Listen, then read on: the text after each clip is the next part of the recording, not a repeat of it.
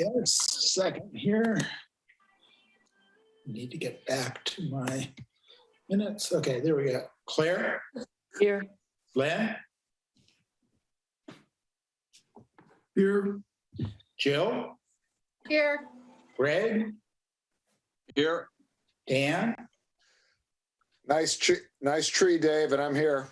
Thank you. And Michelle? Here. And I'm also here. All council members are present. Great, thank you. The first item on the agenda tonight is the resolution to continue remote meetings. This is something we'll be adopting at the beginning of the first meeting of each month, and it's going to be valid for 30 days. Do I have a motion to approve? Do you have a motion to vote for this? So moved. So moved. In a second? I'll second it. Okay, Dave, would you please call the roll to vote for resolution 2021-03 to continue online meetings? Yes. Claire? Yes. Len? Jill? Yes. Greg? Yes. Dan? Yes. Michelle? Yes. And I'm also yes, passes unanimously. Perfect. And the next item is the Board of Supervisors report, and we have Lena Silberman here from Supervisor Horsey's office to give that report. Go ahead, Lena. Thanks, Michelle. And I concur. I like all the Christmas trees in the background, so thanks for that. So my first update has to do with the Highway 92 closure that happened kind of suddenly, where basically it was turned into a one-way road. Our office has been working with Senator Becker's office to resolve this issue. It was a PG&E project that was permitted by Caltrans to be done during the day, which our stance is completely inappropriate, especially at this time of year, with the project running until December 22nd. So we have been in contact with Caltrans and PG&E and are asking that it be moved to be work done only at night, because this is the kind of work that actually can be facilitated at night. And so that would be much more reasonable and cause less effect. So pretty optimistic that should happen soon. And it's just, an ongoing communication issue, because I know that the city of Half Moon Bay was only alerted the day before of this closure, and the county actually was never alerted of the closure. So apologies for that inconvenience. I know Harvey's wife was stuck in that traffic, and I don't wish that on anyone, but we're hopefully going to get that resolved as soon as possible. I'm going to move my COVID update to the end, because I think Greg has an addendum, and I think that'll be most cohesive to that. So the redistricting process at the county level was voted upon. There was a 5-0 vote for the Communities Together map, which I will include a link to more information on that, but I'm happy to answer any questions regarding that choice. And then on Saturday in San Carlos, there will be a gun buyback, which is an anonymous location. It's a drive-through. You can drive in and get up to $100 for handguns, shotguns, rifles, and up to $200 for assault rifles, completely anonymously. They do not check serial numbers, anything. And that'll be starting, I think, at 10 a.m., but I'll provide the details in the chat. And then my final update is a COVID-related update. In summation, we are seeing an increase in cases due to the Thanksgiving holiday. Those aren't particularly representative in the last data that I have available, because it's 7-day lag. So our data right now presents as actually a little bit better than the week prior, but when we're seeing our day-to-day cases, they're increasing past the level of moderate to borderline substantial. So we're going to be monitoring that. And I know we're all very fatigued with this COVID issue, so I appreciate everyone continuing to stay safe and practice proper precautions and get their booster shots, which I will also include links to resources on to do that as well. And with that, I'm ecstatic to take questions, although I know Greg also has an addition to the COVID-related update, so we'll go to that first, if that's all right with you, Michelle. Yes, go ahead, Greg. I just wanted to mention, I was looking at the CDC website for cases by county today, December 8th. The case rate per 100,000 is 66 point something today. On December 1st, a week ago, it was 34.2. So the case rate has just about doubled. We are now insubstantial all the way. There will be an article on the Buzz tomorrow about how you can assess the risk in your community and some suggestions about how you can use testing and a certain procedure to try and mitigate the risk of infection if you wish to have a holiday gathering. Thanks. Thank you, Greg. Thank you. I have a question for you, Lena. I'm not sure if you've had any updates from the county health group on the changes that they were planning on making to the Midcoast. Have you heard any update from them? I checked the website yesterday, and the updated data was still not there. There's still a note saying that Moss Beach and El Granada are pending updates, but I just wanted to see if you'd heard anything. I'll check in because the last I had heard was giving our office's final sign off to make it public. So I'll just make sure that that's been done because Okay. that should have been the last step before they were allowed to put it on the website. Okay. Thank you. Let's see, Dan. Yes. Hi, Lena. Thank you for your report tonight. A couple things. Number one, I believe the whole MCC we got an email from softlights.org regarding LED lights in general, but also with the El Granada fire station.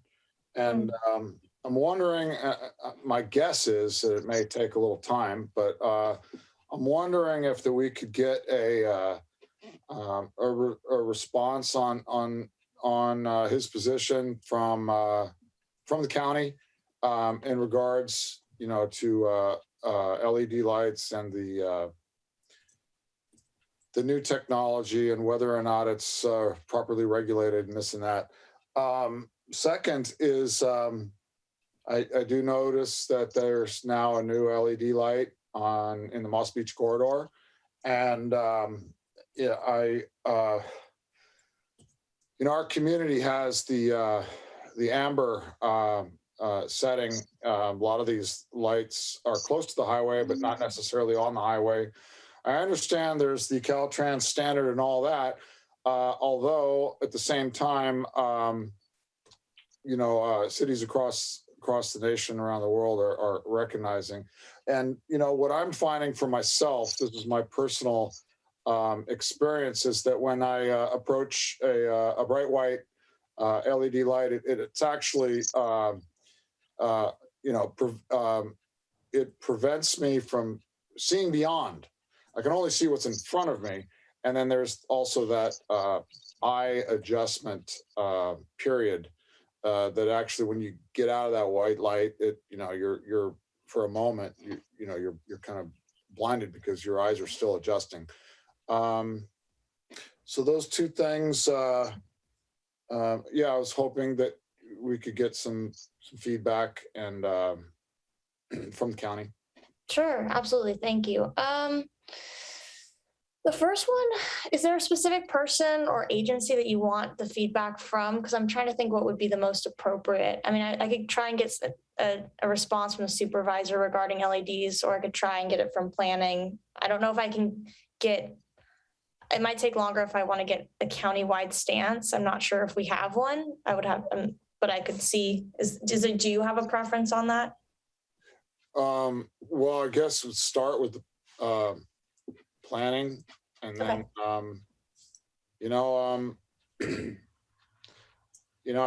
ultimately, I guess it is a countywide thing. It's pretty big apple that Soft Lights is biting into, but it seems to have, I'm curious on the county's response to that. Okay, thank you. I'll see what I can do. Imagine a lot of others are also very curious. Thank Okay. you. Thank you. Okay, next to Greg. I know it's always dangerous to believe anything somebody from Caltech says, but there was this guy who he claims, he has published papers, have figured out the neurophysiological damage that LEDs and monitors and devices that we all use are causing humans. So I know Dan has been riding this, I don't know what you call it, hobby horse for a while, but it looks like there's a scientific basis for the problems that he is citing. And I just want to throw that out there. I mean, I think it'd be worth having a paper at least posted somewhere to show that this is not something being made up. This is an actual, real physiological issue. All right, thank you. Okay, any other questions for Lena? If you do have questions, please raise your hand now. I see that Sid Young has her hand raised. Go ahead, Sid. I'm sorry, I just logged in, so I don't know if you covered this already, Lena, but we've had several road one-way traffic controls. Did you already talk about it? Yeah, why don't I send you some private messages in the chat, and then if not, we can call. I got a hold of Don Matei today, so I just was going to give the update on that, but that's all right because I came late. I'm sorry. Bye. You were not. We all were struggling today. You're all good. Thank you. Okay. Okay. Any other questions for Lena? Okay, I don't see any others, so we'll go to, thank you so much, Lena. We'll go next to public, or comments from other public officials. And I see we have Harvey here from the city of Half Moon Bay. Welcome, Harvey, go ahead. Thanks, Michelle. Happy holidays to everybody. It's the end of Hanukkah and soon will be Christmas, so happy holidays. The city council last night passed two ordinances / resolutions, which I think are going to cause some controversy on the whole coast side. One was the council, by a vote of 4-1, is requiring all contractors and employees of the city who work within the city limits to be fully vaccinated. Right now, the county says that its employees can be fully vaccinated or test negative, but we've gone a step further. And you heard today that the case rates are going up. We want to err on the side of caution. It's possible that people can test negative and actually infect others. So we are concerned enough that we're requiring our contractors and employees to be fully vaccinated before they're allowed to work within the city. The other ordinance that was passed last night was our first reading of the electrification ordinance.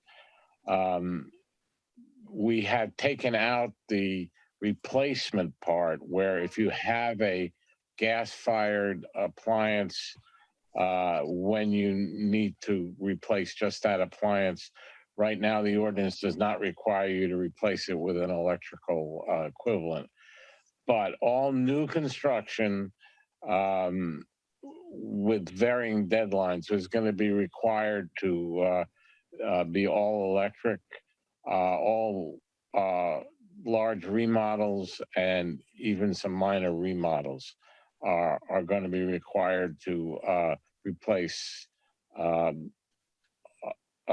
gas-fired appliances with electrical appliances. So we think this is really important to state that buildings contribute a great deal to greenhouse gases, and by trying to decarbonize our natural gas environment, we hope that we'll make a statement, if nothing else, that we really think that global warming, climate change, whatever you want to call it, is is a problem, not just will be, but is a problem if you look at the wildfires and floods that have occurred. So that's what the city did last night.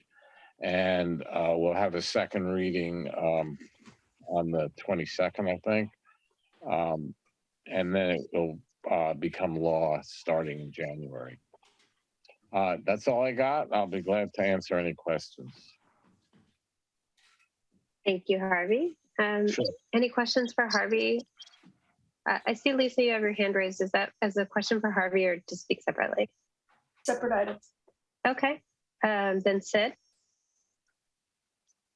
Mine's for Harvey. Harvey, I've wondered why they're going so worried about green issues with the electrification idea, and yet they never ever talk about traffic, and that's so much more pollution and greenhouse emissions. Do they have any plans coming down the road to eliminate the gridlock or address even having a traffic circulation study done? I guess that's a no. We talked about this, Sid. I think the short answer is there's very little that can be, honestly, that can be done about traffic. I wish there was, but there isn't. Well, I think if you don't even have a study, then that's kind of a weak excuse, because you could always find out a little tweak here and a little tweak there to improve it. But if you don't even want to address the issue, of course, it's never going to get better. And we're going to keep having, carbon emissions in Half Moon Bay for as long as, there's gas-powered cars. So I just thought maybe was hoping you'd say, oh yeah, that's the next thing we're gonna tackle, but I guess not. Thanks. Sorry. Okay, any other questions for Harvey? All right, I don't see any other questions, so thank you, Harvey. Sure. We will go next to Lisa Ketchum. Oh, hi, thanks. Just quickly, Director Monowitz reported at the Planning Commission meeting this morning that county planning grant application to the Transportation Authority was successful for more than $1 million for the next step in transportation planning for the Moss Beach Highway 1 corridor. I don't know if you already knew that, but I just learned about it this morning. Thanks. Thanks, Lisa. I don't think we did know about that. Are there any questions for Lisa about that? Yes, Yeah. I have. Thank you, Lisa, for reporting. I am very interested. The whole Highway 1 thing for the community has been very difficult to really follow, with all of the past mobility studies kind of morphing into the Connect the Coast side. And then we recently learned that the Caltrans has, Lynn knows the term, it was the spot or some kind of long range. So there's all these different splintered approaches to Highway 1. Of course, Highway 1 is extremely important to the whole coast side and beyond. So I'm very interested, and I'm sorry, Harvey. I do think that there are some things that could improve the flow of traffic, and that are pedestrian underpasses. But Lisa, Did you have a question for Lisa? Yeah, I'm interested in. Can you elaborate a little bit more on what you know about the significance of Monowitz's statement today?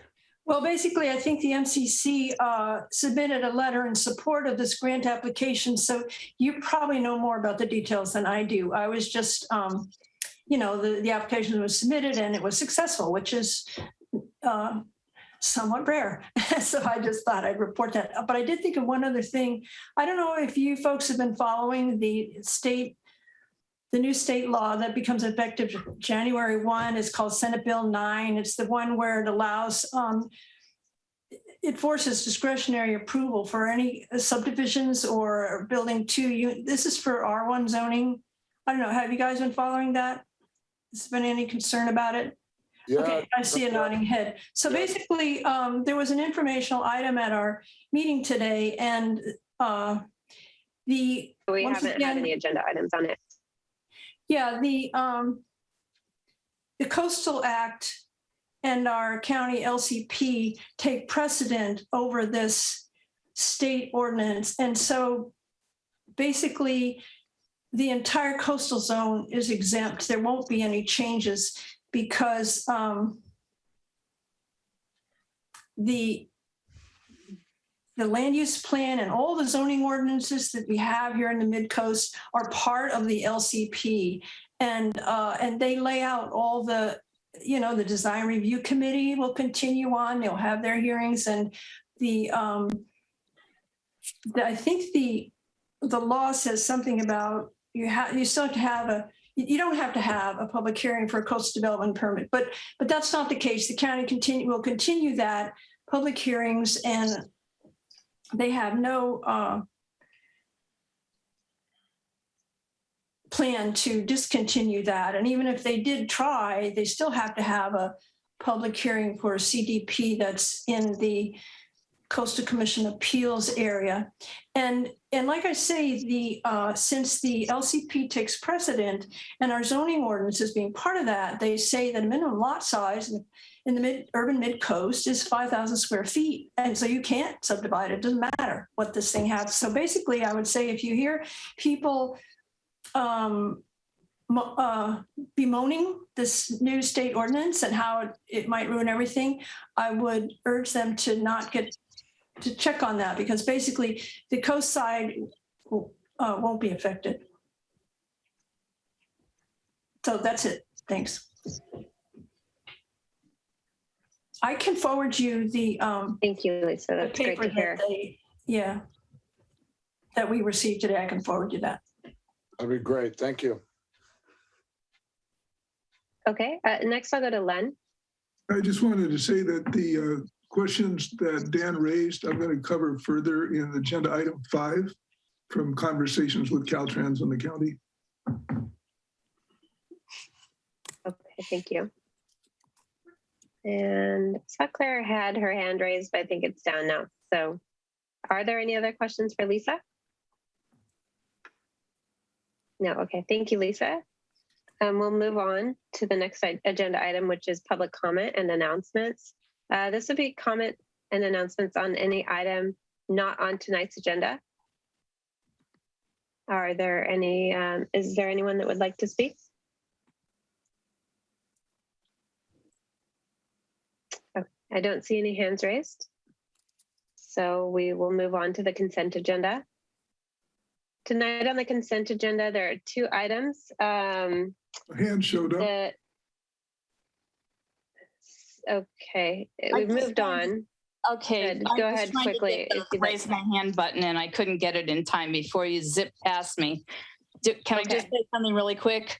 I haven't not been getting my SMC alerts when they put the monthly test of the tsunami siren, and I heard it going the other day and I freaked out because I didn't know, usually they send you a warning ahead of time. So that was something else that, besides the traffic, we're not getting those anymore either.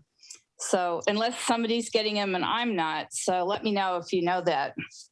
Thanks. I've never gotten those as part of the SMC alert system. That's interesting. At least not in the past few years that I've been signed up.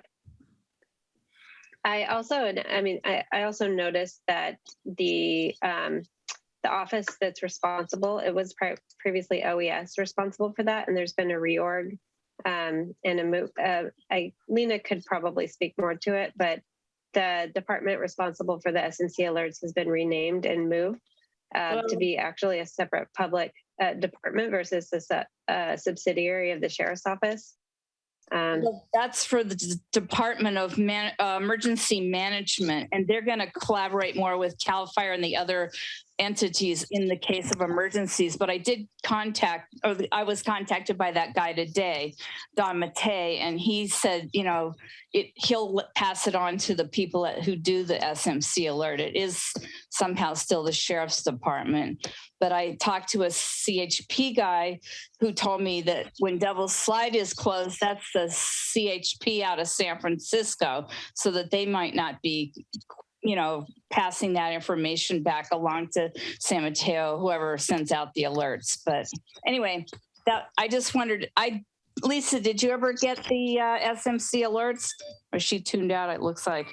Well, anyway. Actually, it looks like Lena has her hand raised, so let's let her speak to that. Good. Yeah, thank you both. And actually, Michelle did alert me to a traffic related issue with SMC alerts a couple weeks ago. And I've had a few things on my plate, so it's been on the back burner, but I'm working with CHP and fire and our Department of Emergency Management to see if we can improve the system, because right now everyone has access to use the alerts, but we're kind of at the mercy of them administering it. And often when it's an emergency situation, CHP's number one priority is assessing the scene, and they haven't been doing the alerts. So we're trying to see if the Department of Emergency Management can run support and actually post those alerts for them. So that's something in the works that we're hopefully trying to improve. And I'll make a note about the emergency practice situations and see if we can get those on SMC alerts again too. The main thing, Lena, is this week there was Devil's Slide and 92 were both shut down temporarily or partly because of a commercial and also PG&E road work. Right. But I saw on Nextdoor, which unfortunately is the thing you have to go to when SMC alert's not operating. I think Greg or maybe Michelle Dragon posted from Coastside Buzz, there was something on Instagram saying it was PG&E is going to have that highway closed down every day until December 22nd. But I don't know who should have told us about it. We sure didn't get the news. So Thanks. You might coordinate with Half Bay also. Thanks, Ed. And you and I can talk offline about that particular thing, and I will work on the alerts as well. Thank you. Thank you. Bye-bye. Okay, thank you. Okay, moving on to the consent agenda. We have 2 items on the consent agenda tonight, the minutes for October 27th and the minutes for November 10th. Is there a motion? Move to approve. Okay. Second. Lynn, and second from Greg. Okay, Dave, would you please call the roll? Yes. Claire? Yes. We have a discussion, just a question before we vote. No, we can't have discussion on a consent. If you want to have We'd a have to move it discussion, we to have to pull it from consent. Regular agenda. Okay, hearing no comments from the community.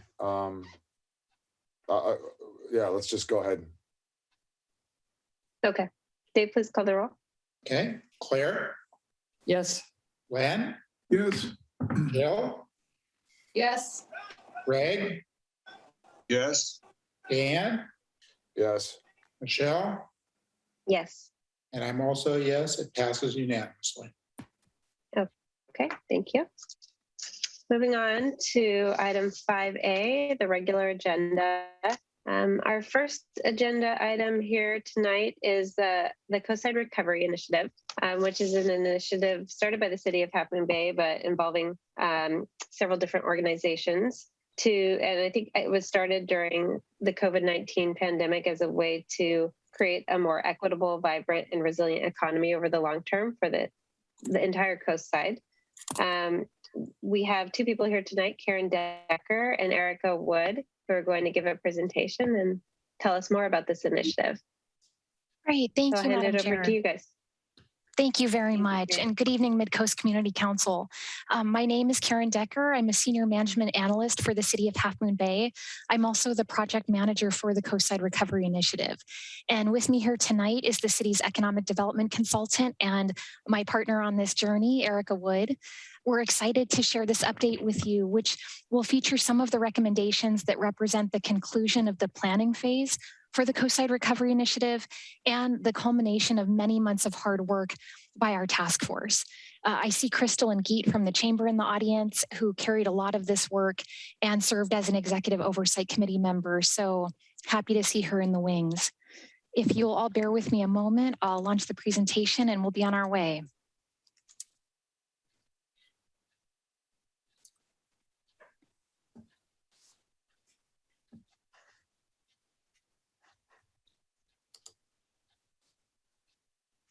Okay, and Erica, could I get a thumbs up if that looks correct? Okay, excellent. Thank you. Okay, so jumping right into goals. These are the 2 project goals that are the aspiration for this work. If we hope to help businesses recover from the economic impacts of COVID, we first needed to understand those needs and learn more about what businesses were going through. Regarding the second bullet, I'd like to elaborate a bit on what we mean by equitable. We know the pandemic devastated tourism and hospitality, restaurants and small businesses, which are the industries that make up the majority of the coastside economy. But on an individual and family level, we know that COVID plunged those who were already vulnerable into crisis mode. So amid these realities, the regional cost of living is nearly 80% higher than the national average. So if we hope to be a vibrant and resilient coastside economy that's well prepared for the shocks that we know are inevitable, we also need to ensure we have an economy that works for everyone. I won't go through each of these, but all of these principles surfaced and they resurfaced throughout the work. Some helped inform project decisions, like how we designed the application for the task force and the decision to invite Dr. Chris Benner to kick off our first task force meeting using a solidarity economics framework. And we did that because, again, we really wanted to keep equity at the forefront of this work. And then other principles came up because of opportunities that we just could not have anticipated when we first launched, like the Our Voice pilot with the Stanford Prevention Research Center, which brought innovation, or the recent Make It Main Street series that was the vision of Erin Tormey and her talented crew, which made for more immediate wins. So all that to say that these principles were not something to check off of a list and move on from. They were visited and they were revisited, frankly, to bring integrity to this process. Here you see an overview of that process, starting with the kickoff of the open house, the establishment of the brand and the task force, the multiple sources of data like key informant interviews and focus groups, county survey results and learning tours, and of course, the recommendations themselves. Going back to that open house just for a moment, back in January, our keynote speaker, Lenny Mendonca, former chief economic and business advisor to Governor Newsom and also Midcoast resident, spoke about why it was an ideal time to plan for recovery. And he also spoke about best practices and said that the most successful economic development efforts are those which are community-driven, they're anchored to data, they take into consideration regional connections while not losing sight of local needs, and that are appropriately ambitious in our role of getting to the next economy. So we listened and we took the advice of subject matter experts like Lenny to heart, and were intentional in rooting our process and best practices. This is our task force. I'm proud to say that 30% of the representation is from the Midcoast. The task force gave us a multidimensional view of both our challenges and our opportunities. They represent a wide range of expertise across a whole host of sectors. So in looking at the task force representation, you'll see agriculture, you'll see law, nonprofit leadership, media, commercial real estate, sustainability, venture capital, planning commission experience, small business, education, and hospitality. So these individuals who I frankly just learned so much from, they volunteered their time, they volunteered their knowledge, and it wasn't just volunteering for one event, because the initiative hosted over 20 convenings, so most of which were working team meetings. And Erica will elaborate on the types of considerations the task force used when kind of narrowing in and honing in on some of the problem statements and then ultimately the recommendations. Just like we wanted to be open to new opportunities, we also did not want to wait to take action until recommendations were finalized. I do want to highlight a couple of these bullets, making mention of findings from the Make It Main Street series that took place from July to November. The goal for that event was or that series of events, was to create a vibrant space for local artists to share their talents in a variety of mediums, while also generating support for local businesses and outreach for nonprofits. So over 60% of participants who were polled at the last event said that they would not be downtown at that time were it not for Make It Main Street. Every single survey responder, and there were over 100, said that they would like to see Make It Main Street come back. And just last week, I spoke to a local business on Main Street that said they saw a 35% increase on the Thursdays that featured Make It Main Street, which was just lovely to hear from an economic development perspective. And then the other bullet that I want to mention is on making new connections that are ultimately going to advance this work. We said early on that recommendations would be a major outcome, but the secret sauce would be in the relationships and that synergy that happens when you have the right people at the right time with community will. One of our task force members from the Midcoast, Sandy Winter, helped inform the partnership with Stanford, for instance. Or Sophia Lane created a roundtable focused on workforce development and job opportunities. And through some of those discussions, Dr. Taylor Mendoza, the president of the College of San Mateo and Montero resident, called and said, hey, I heard about this recovery initiative and I want to be involved. I want to serve on the task force. What are the needs of the coast right now and how can I help? So Dr. Taylor Mendoza, along with 16 others who represent relationships that this initiative has cultivated, submitted letters of support toward a federal grant application, which Erica will touch on soon. And speaking of Erica, I'm going to turn it over to her to walk us through some of the recommendations. Great. Thank you, Karen, and good evening, Midcoast Community Council members. It's really a pleasure to be with you this evening before the holidays, which I know is a busy time. Karen did a really great job at setting the stage for this next section of the presentation, which of course is focused on recommendations, and I'm excited to talk about some of those. As Karen shared, they did take several months of hard work, and discussions really started with getting real clear on what problems we were trying to solve. And the discussions and the work was guided by the phrase, we can do anything but not everything. And then we asked our recovery task force members to be aspirational, to be ambitious in their thinking, to come up with some big ideas that they felt would really address the pressing problems that we faced.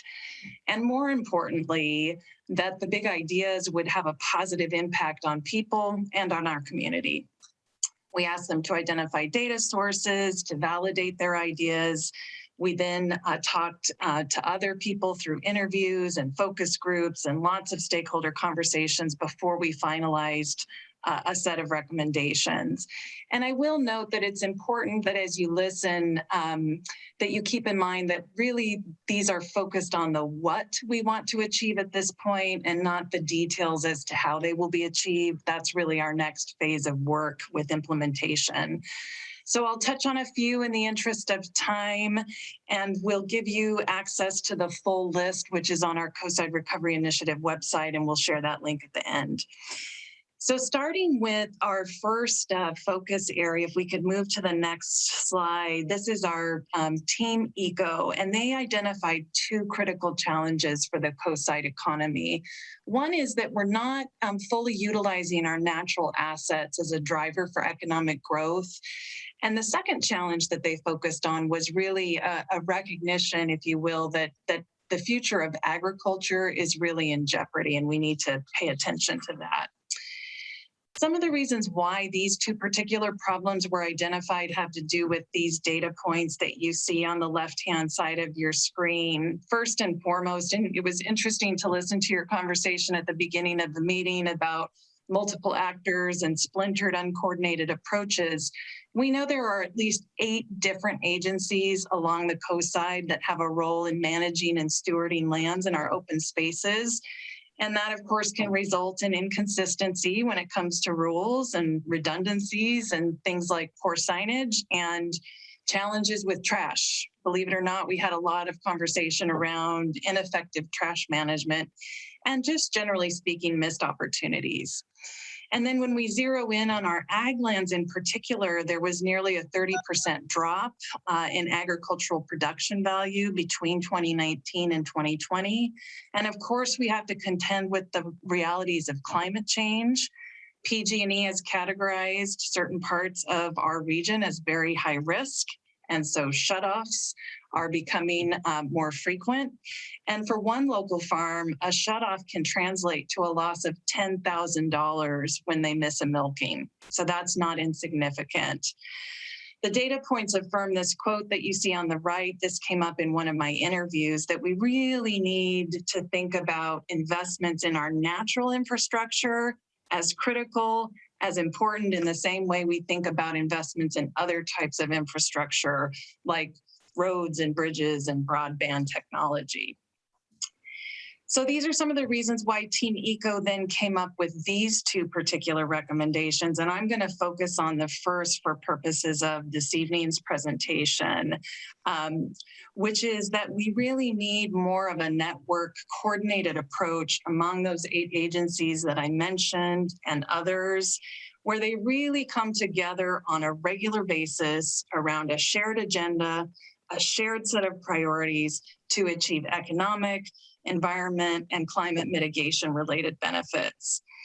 Specific examples of the kinds of things that such an approach could achieve would be better coordination on signage, helping the many visitors that come to our area to visit the beaches, for example, know where they can shop and eat, to things like a conservation corps that would be a source of jobs and help provide training for the next generation of environmental stewards, and other opportunities related to the green economy.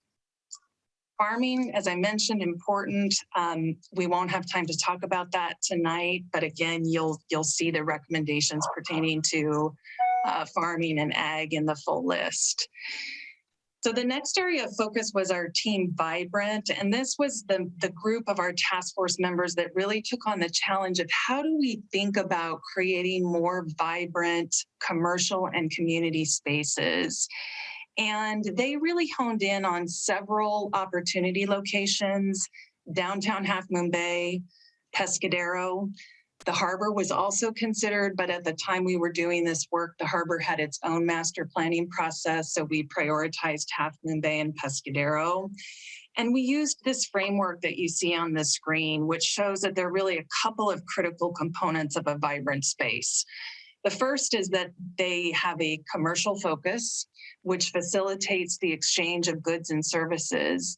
And the second is that they also promote community and facilitate the exchange of things like values, traditions, culture, and experiences. And when those two things come together, we end up with a vibrant space. So that really served as the roadmap for this team's recommendations, and we can go to the next slide. The first of which was to redesign streetscape on Heritage Main Street, with the idea that that could improve mobility, it could improve accessibility, economic activity, and overall vibrancy. And it's not an insignificant project. It would have a 5 to 10 year time horizon, to be sure, but it would build on momentum and some of the great work that has been done by the city's community development team and projects that are already in the pipeline, like the transformation of Carter Park. And then the second recommendation is to think about where are there other opportunities for commercial and community activity beyond, say, downtown Half Moon Bay, other places in the Midcoast area or the South Coast, where people are congregating? And is there an opportunity for us to incentivize businesses to provide their services there? I have a daughter who's a soccer player. Cunha Fields can be really busy on the weekend. What if we could get food trucks, for example, to that kind of a place? And what about supporting other types of entrepreneurship opportunity through pop-ups and other ways of providing services that go beyond brick and mortar. Exciting to share with all of you. You've probably heard, and the county has been a great collaborator with all of us in this work. They've launched a micro food business grant program that would support things like food trucks. So we're excited to be able to capitalize on that. Moving right along, our third area of focus was Team Thrive. And this team really took on the challenge of how do we help our small businesses who are so vital to our local economies, but as Karen said, who've been so hard hit. How do we help them not only survive these challenging economic times, but help get them ahead?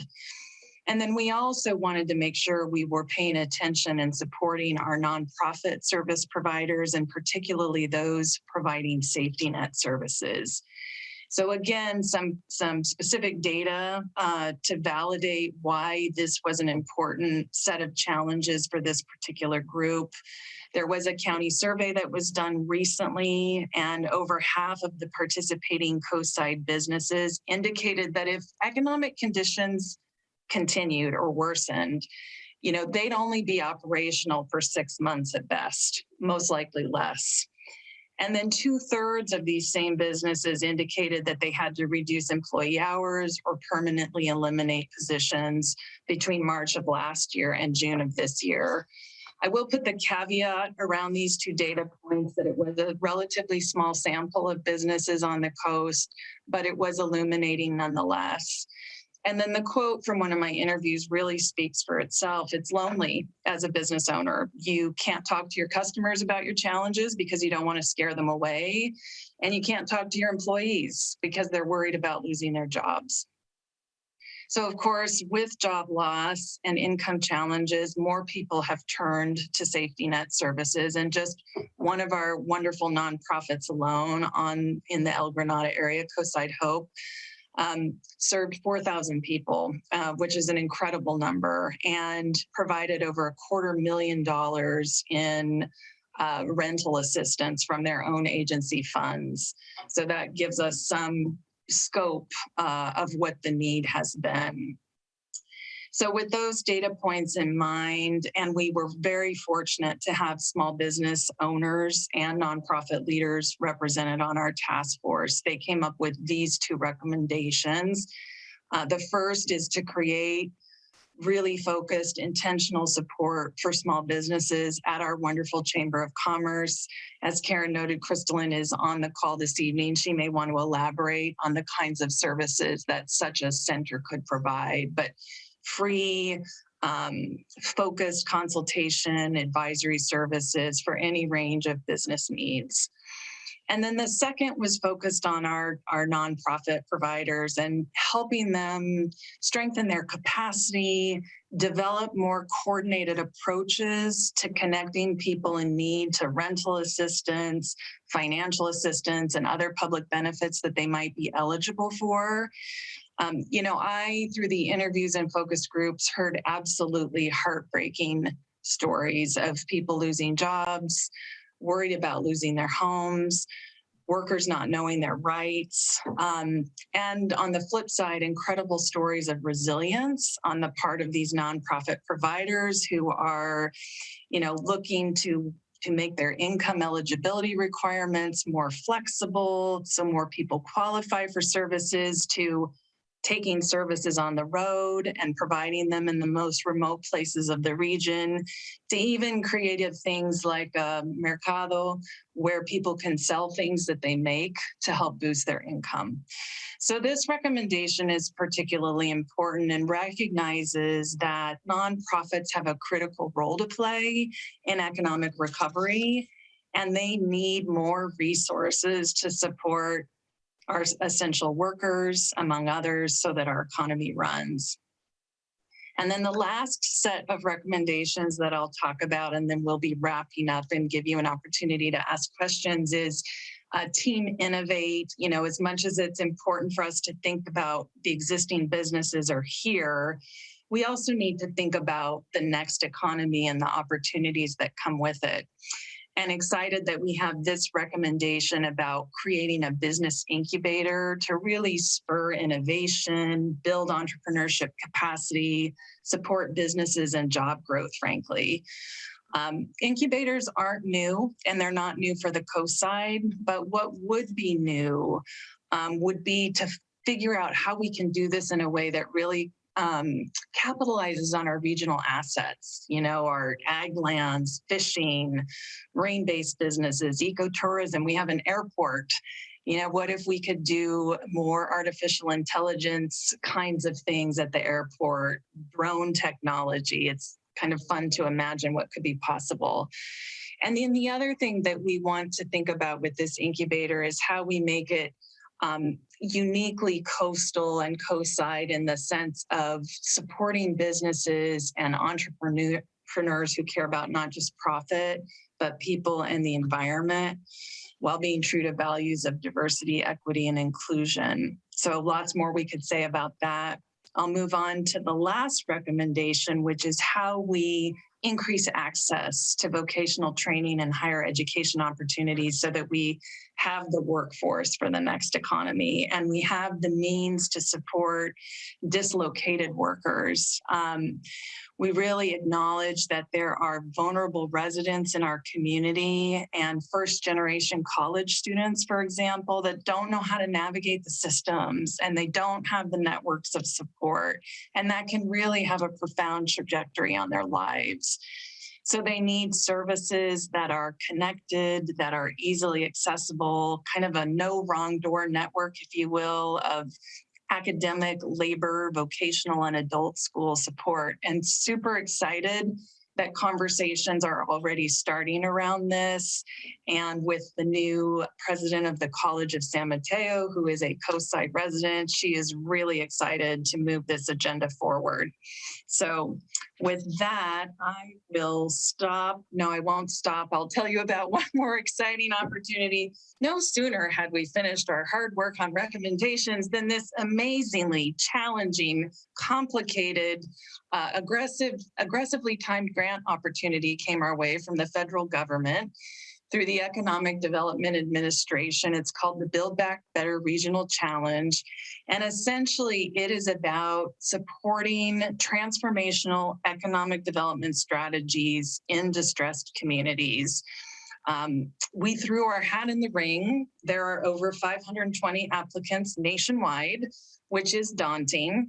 We're one of them though. And, we were really gratified in conversations with our local EDA representative to know that some of the project ideas we put forward would be competitive.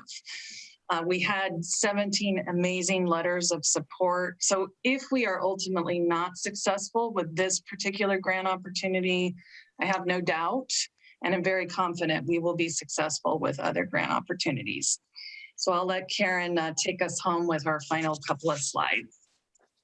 Great. Thank you, Erica. And thanks for everyone hanging in there with us. I'm the closer, just two more. The structure and the resources moving forward are really going to help shepherd us from planning to implementation. Nobody wants to go through all of this effort and then have it not realized or not felt by the people who live and work on the coast side. So first off, by comprehensive, and this really played it true during the EDA application and that whole process, a comprehensive vision is a regional vision. It's not the time for incremental change. And at the end of the day, we really are a unified coastside economy and that we share in a lot of the same challenges and the amazing regional assets that Erica mentioned that make the coast such a special place. So the 15 recommendations are one part of a broader vision of economic development. They are tied to larger issues, some of which have already come up on this call, like affordable housing and digital infrastructure and traffic. Implementation is going to require a structure and capacity and investment to advance this vision. And we need to be thinking regionally in order to position ourselves for that next economy. And then this final slide is just that coastsiderecovery.com is a website where you could see the full list of the 15 recommendations. You can view a staff report that was presented recently to the Half Moon Bay City Council that provides additional context. We're also in the throes of writing and designing a final report that will be made available online after the first of the year. So with that, I will go ahead and stop share and welcome any comments or questions. Okay, thank you so much, Karen and Erica. That was a great presentation. I will start by going around. Actually, we'll just do questions from anyone on the council or off. So Greg, you want to start? Greg, you're on mute. That's not normally my problem. I look forward to reading your report on your website. And so I don't require that you take time to actually answer anything I'm going to ask now, but if you could point me to the resources, and I'd be glad to follow up. You mentioned a 30% drop in agricultural production value, and I wondered why, whether that had something to do with the pandemic or was it the drought? You also mentioned that PG&E shutoffs cost farms money. The example was milking, and I do understand something about that.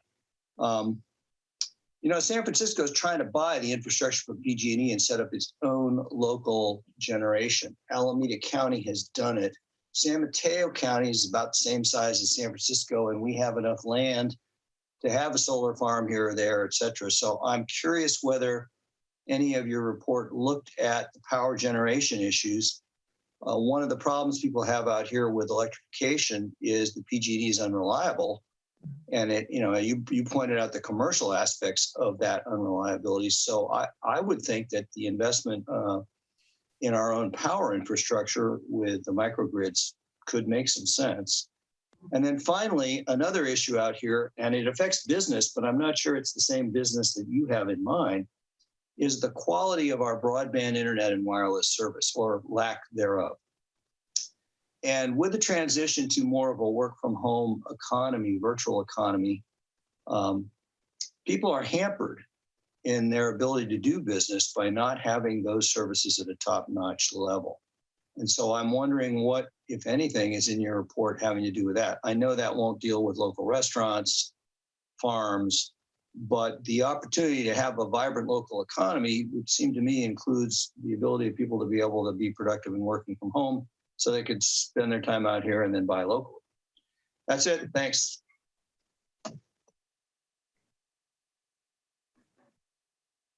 Did you guys want to respond to that? I can jump in, and Erica, feel free to round out anything. In terms of the quality of broadband, Greg, we can't emphasize how much this came up across all working teams, not just internet reliability and accessibility, but also cellular, point of sale machine. I mean, it's just, how can you be a business owner? How can you be a student on the coast side if you don't have a reliable internet connection? You don't have cellular activity. It's not a nice to have, it's essential. So absolutely. And I think that we will be reduced to incremental changes unless we can wrap our arms around that. I know that this did not make the level of a working team unto itself, specifically because, to Erica's point, we can do anything, but we can't do everything. That kind of systemic change will require private and public partnership. And so in order to leverage that, the Coastside Recovery Initiative did a deeper dive in those 4 other areas, but that's not to say that they're not absolutely interdependent and interconnected on addressing this issue. So just want to validate that I hear you loud and clear.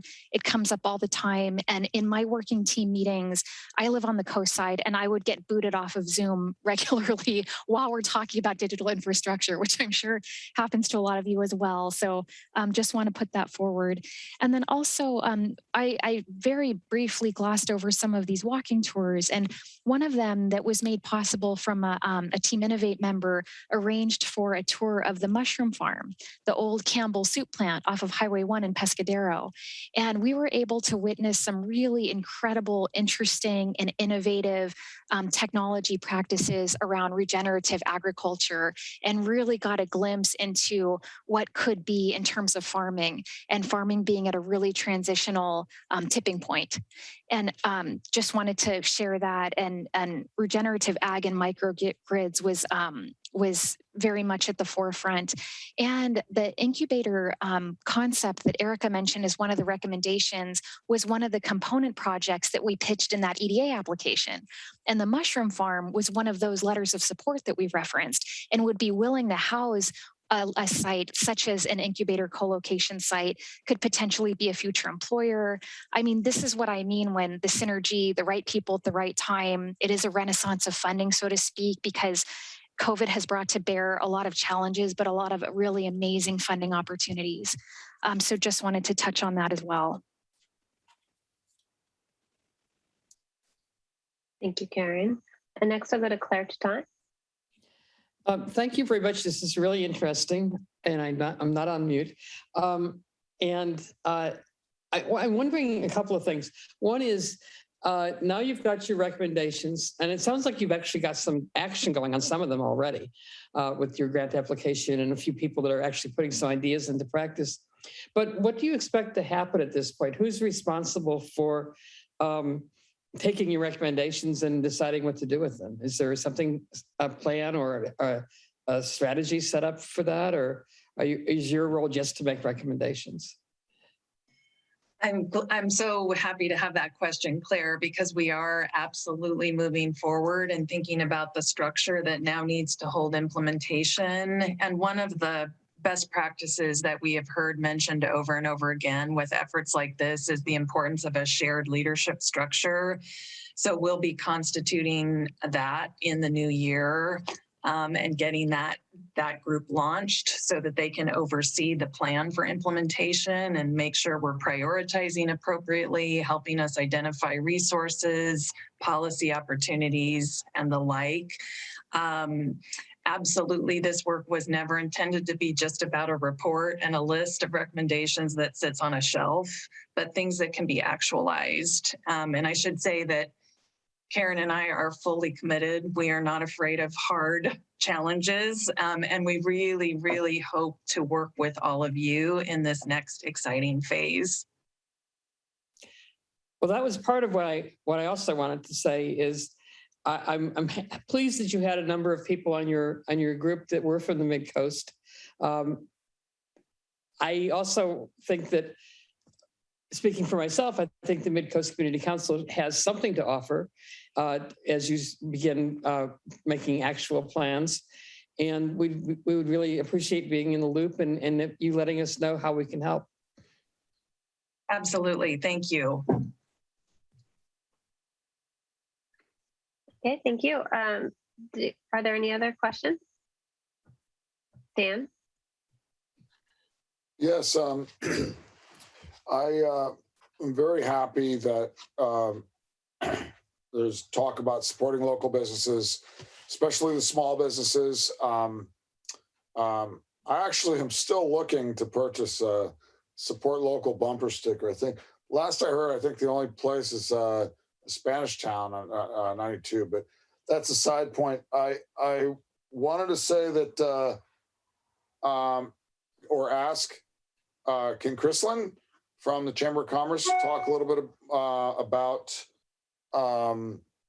you know, I think that there's going to be an expansion to more, I think historically the coast, the Chamber of Commerce has been more of the larger businesses, but maybe there's an expansion. I think there was something said earlier about expanding and more inclusive to the many small businesses that are probably hurting the most. But yeah, I'm very interested in hearing. I'm definitely a big supporter of local, especially small business. Can you hear me? Yes, I can hear you. Yes, we can. Is it okay, Karen and Erica, if I take this one? Totally. Awesome. Okay. Thanks, Dan. Yes. So, I took over the chamber 3 years ago, and small business is actually where I came from. So I have a very, very keen sense of what small businesses need, and we have shifted focuses towards that for sure. With the help of the city, we've been able to take our decent sized building. We have a 2,700 square foot building, and rearrange it and do a little bit of construction to build out section of it to be a business center, and then another section of it to be a classroom where we can do workshops and all kinds of things that will help business owners in a variety of things, all the way from learning how to do your bookkeeping to marketing to for job seekers, how to build a resume, all sorts of stuff. I mean, if you could think it up and our businesses or workforce needs it, we want to be a part of it. So there's a lot of change happening at the chamber on that level, both physically in the building as well as working with Karen and Erica and the whole team to figure out what it is that we need to focus on first. And obviously, the more input, the better. We only know what we know. So we are doing outreach to figure out, where to focus and all that. But if anybody has ideas that we should, kind of bubble to the top more for the business center, please feel free to reach out to me and I'll put my email in the chat. Did that answer your question, Dan? Yeah, I think just the main tone of the recovery initiative was restaurants and general economy. I just wanted to make sure that the small businesses had the absolute best help and equal representation. So for now, yes, Chrislyn, thank you for giving us that update. I appreciate that. Yeah, and I promise we talked about all the businesses during the whole process. And yeah, definitely tourism and restaurant businesses got a little bit more press during COVID and all that because they were so, impacted immediately. But all of the business community has been really thought about on this whole journey that we're on.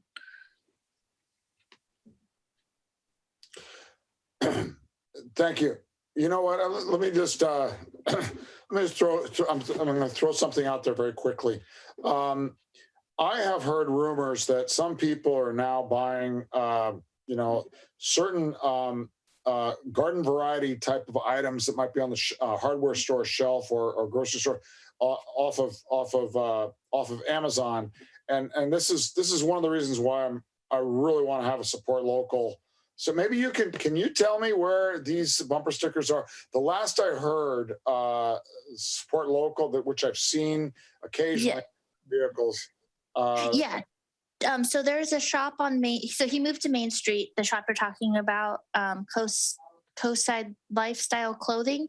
He is now on Main Street, just one door down from Cafe Society, where Small Town Sweets used to be. So he's got some of those, and they're really large. And actually, and I apologize that I didn't mention this earlier on your question, the chamber is also actively working on a shop local campaign, and that it will have stickers and all kinds of that. We have a sustainability campaign, and then also a shop local campaign that we are working on to hopefully roll out early 2022. Okay. Thank you very much. Thank you. Okay, we'll move on to the next question from Sid Young. I don't want to beat a dead horse, but if you heard me talking to Harvey earlier, last Friday I went down to get salt lick and some stuff for my goat, and it was like gridlock down on Main Street, not just on Highway 1, but it was backed up all the way to the harbor just to get there from Moss Beach. So it's really difficult for the Midcoast residents to go down to Half Moon Bay. And if I have to, I buy stuff elsewhere. No offense to the merchants, as I know, it's important for them to get all the revenue they can, but I hate to say it, traffic is a factor for me. I don't want to spend 45 minutes to go to Half Moon Bay if I don't have to. So that's something, Harvey, that you might want to mention. Thanks. Thank you, Sid. Okay, I don't see any other hands raised, but I want to make sure if there are any other questions that they have an opportunity to be asked. So give a few more seconds here. Any questions also could include comments from other members of the council. No? Okay. Well, thank you so much, Karen and Erica, for coming tonight and for presenting. It's really awesome what you're working on, and I hope that the grant proposals get approved. Good luck with that. Thank you so much for having us. Happy holidays. Happy holidays, everybody. Okay, thanks. Next, we are going to move on to the second item of the agenda, which is the El Granada Scoping Project update. And I'm going to be giving this update. I believe we also have Sheena here, from the RCD, so she can jump in with additional comments. So this is the project that we had a $75,000 budget from the county supervisors to evaluate the risk of wildfire and propose potential solutions for this El Granada and the surrounding areas. This came from a lot of the efforts from people on the MCC, especially Len, to get this started. And so the project has kicked off. The partner has been chosen. This has already been reported, but Panorama is the partner that's going to be working on this. And so just yesterday, we had our first kickoff meeting with the members of the RCD and several other local departments offices, I guess, that will be represented in this project. So I was representing the MCC. We also had representatives from County Parks, County Fire, and the Coastside Fire Protection District Supervisor's Office. Lena participated as well. And I think I named everyone. And Cal Fire. And Cal Fire as well. Yes. So we had we had a kickoff meeting. It was more of an introduction. We all kind of spoke, introduced ourselves to each other, talked about what we wanted to get out of the project and what we could contribute, and talked about what the next steps are going to be. So it was pretty high level, just getting started. So I don't have a ton to report, but I did want to talk about what some of the next steps are.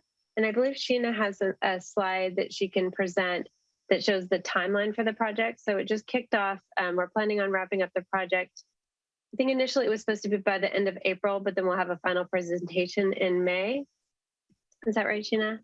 Yeah, you can go ahead and screen share. Dave, would you please provide Sheena with the host ability to share, and also me as well, because I have something for later. There we go. Let me put this into the presentation mode. All right. Is everybody seeing that? It's really small right now. Oh, is it? It's showing the other screen. The other one. Sorry. I need to show the other screen. Excuse me for a second. No problem. Do that. There we go. I think that's what we want to see. There, that should be your full screen. Perfect. Okay, great. Thank you. Yeah, Sheena, you can go ahead and talk through this. Sure. Okay. So just picking off right where Michelle left off about the partner kickoff meeting was yesterday. And this is the rough timeline of the next steps. And so it's an iterative process where the next couple of months, Panorama is going to be collecting data information. And then we'll have a follow-up check-in with all of the partners again, where we're going to be reviewing the summary, a draft summary of the data collection.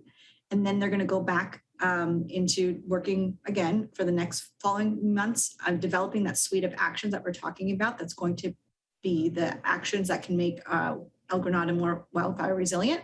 And then they'll come back to us in another partner meeting. and show us the draft of the suite of actions. And then at that time, they'll also give us the draft, and all the partners will have 2 to 3 weeks to provide or review the scope and provide feedback. And then we'll give it back to them. And then they'll have 2 to 3 weeks to complete the project and develop that full suite of actions on a final product.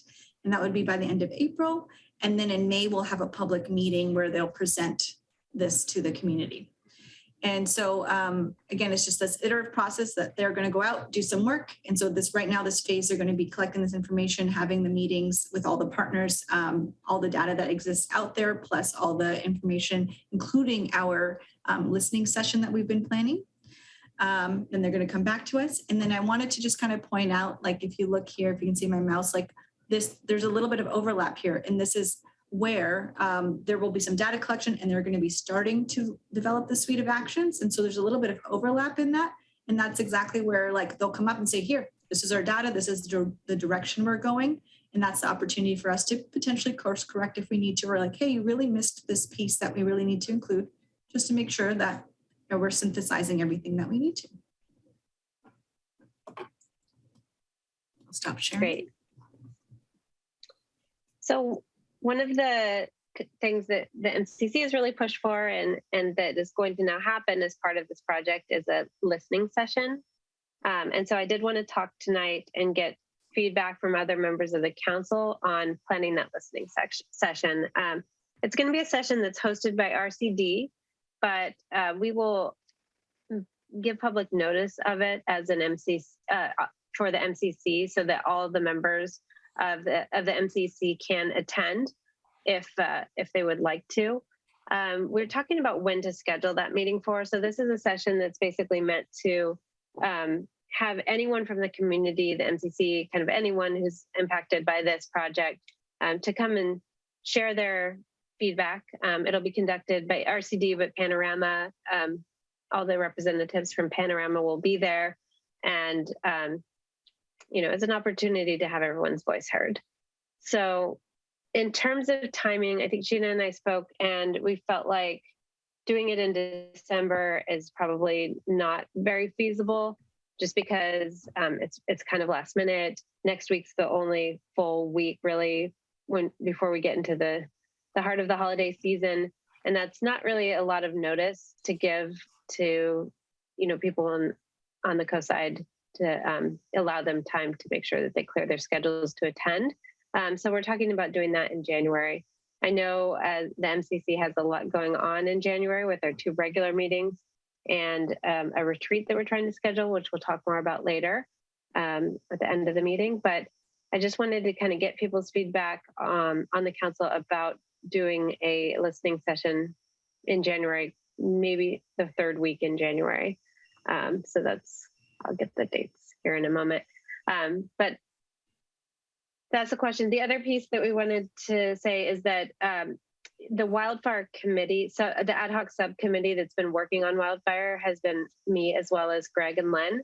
And so there will also be a separate session for the 3 of us, and then any kind of key community members who have been involved to have a chance to participate and have that session directly with Panorama. So those are a couple things that are going to be coming up in the next month or so.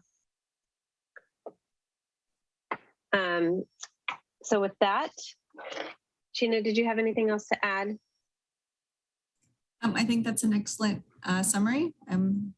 Yeah, if there's any questions, and just to speak about the exact dates too, we're just coordinating with Panorama about the particular dates that they're available to, but we've given them this rough outline of what we desire for the MCC meeting. Great. Okay, so I'll go to members of the council or the public for questions. Actually, we'll start with members of the council with any comments or clarifying questions, and I'll start with Dan. Yeah, thank you, Sheena. I'm wondering, with your kickoff meeting, can you bring us into the room for a moment? Can you share with us maybe just anything that was discussed as far as maybe specifically, key points that were kind of brought up? Sure thing, I can do that. There was a lot of folks represented in the meeting that Michelle gave the rundown of. So we had our fire agencies, we had county, we had MCC represented, RCD was there, and this was a key kickoff meeting to meet the consultants and also for the partners to develop stronger partnership. So we spent a good amount of time introducing ourselves and talking about what we really want to see from the project and what we want to contribute to the project. I think that was very valuable because we all share the common goal of wanting to make the community safer, but we're all coming from different perspectives, right? So that was really good to hear, everybody. And I think that really did develop the partnership stronger. This is a little bit of a side note, but I'm hoping that there's more that can come out of this partnership after the scoping project is done. It's a really good group of folks we have. And then Panorama introduced themselves. They introduced their subcontractors. So there's Vibrant Planet and Prometheus. And they'll be helping with the wildfire risk assessment and the modeling and the on the ground assessments as well. And then we talked about the partnership roles and the timeline. And this is the timeline that we shared with you too about the iterative process and all the opportunities for engagement and an interaction. And then we talked about any concerns. And this went back to that introduction where we were just talking about how we have different everybody's coming from different agencies and obviously the county parks, for example, their focus is Quarry Park, but we also want to make the community safer, right? Coastside Fire Protection District also has their own vegetation management action plan, and they're also doing a lot for the community as well. And so they want to make sure that their work is incorporated and integrated into our overall plan. And so we had an opportunity to talk about that. And then we talked about setting up meetings. Okay, thank you. It sounds like there was really no focus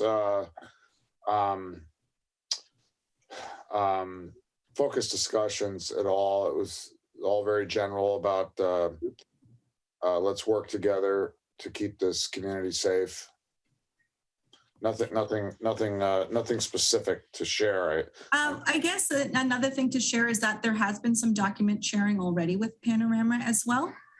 So there's some members of the El Granada community that developed a document together. So that's already been forwarded to them. The Coastside Fire Protection District's Vegetation Management Action Plan has been forwarded to them. The County Parks Vegetation Management Plan and fuel load reduction plan has been sent to them. So there has been some information. They're already starting to gather the data that's already public available. So some work is already happening, but this was more of like the partnership and the consultants meeting. Okay, thank you. Thanks, Dan. And next I'll go to Jill. Thanks, Michelle. So I understand that in January, we're going to have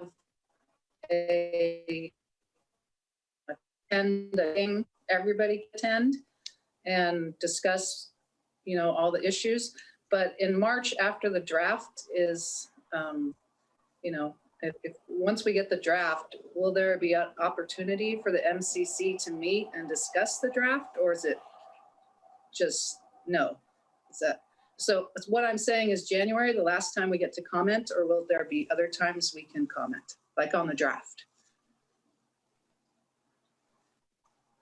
Short answer, yes. The draft will be available for comment. How we want to organize that, if it's an MCC, right? Because we have Michelle representing MCC. So if that's something that it would be distributed and then you would talk about that at a meeting. I don't know if an additional listening session is the appropriate way to synthesize the comments, right? But I think one appropriate way would be that you could distribute the draft and then discuss it at an MCC meeting. And then, just as we've had this. Yeah, just as we've had this like on the MCC agenda several times, it will continue to be a topic on the agenda at least through the end of this project and probably even beyond once we have specific recommendations. So I will bring the drafts to the MCC. We'll have meeting agenda topics on them. Everyone on the MCC and members of the public will have an opportunity to comment as well. Great, thank you. Okay, I'll go to Len next. Thank you. Thanks for the update, both Michelle and Sheena. A question, in your describing the listening sessions, Michelle, you spoke about a community listening session open to everybody.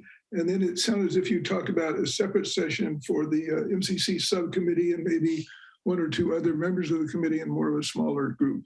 And those occurring before we start the 3 structured sessions with the consultant. I don't know what the 3 structured sessions you're talking about, Len, are. I know you've mentioned that a couple times, and I've said that Sheena identified that in her proposal. You could outline those, couldn't you, Sheena? Len, I think you're referring to the partner meetings. No, you identified 3 sessions. One was to come back to the group of partners, not just the individuals such as Michelle, but our whole subcommittee. But one session to bring back their initial findings, 2 to begin to draft proposals, and then 3 more of a final one. So you identified 3 separate sessions in your proposal. There's 3. I think you're referring to the RFP, like the scope there's 3 meetings, right? So we had our kickoff meeting. We're going to have our data meeting. We're going to have the draft meeting, and then the final. Right, and those are all with not just the steering committee, but the larger group of people from the partner groups. It's a partnership meeting. Right. Mm-hmm. But what I meant is that's not just Michelle going, that's our subcommittee and maybe 1 or 2 other people from the community. No, that's the partner meeting where we're having a representative from each agency. Okay, no, I misunderstood that because you really referred to the MCC more broadly than that. So I would ask you to consider changing that. If you really want those 3 meetings to be only attended by Michelle, that seems too narrow. Michelle is representing MCC. Right, when we go through the data, this is not just the meet and greet or a plan, but actually look at the data collected, that would be shared with our subcommittee as a member of that discussion group. I'm sorry, Len, I don't know if I'm exactly following. We're going to have the listening session. We're going to have this session with the ad hoc committee. And then there's a partner meeting that I showed in the timeline. Yeah, Len, I've told you this several times too. I think I'm the representative. I'm going to our ad hoc subcommittee, which includes you and Greg, prior to every meeting, making sure that you guys share your concerns and that the concerns are representative of the community. I'm doing my best to be the representative and make sure that everyone's voices are heard on these meetings, but I'm the representative that represents the MCC on these meetings. It's not a group of 3 of us. So if you could put the timeline up again, I can frame my question more specifically to what you showed. Sure.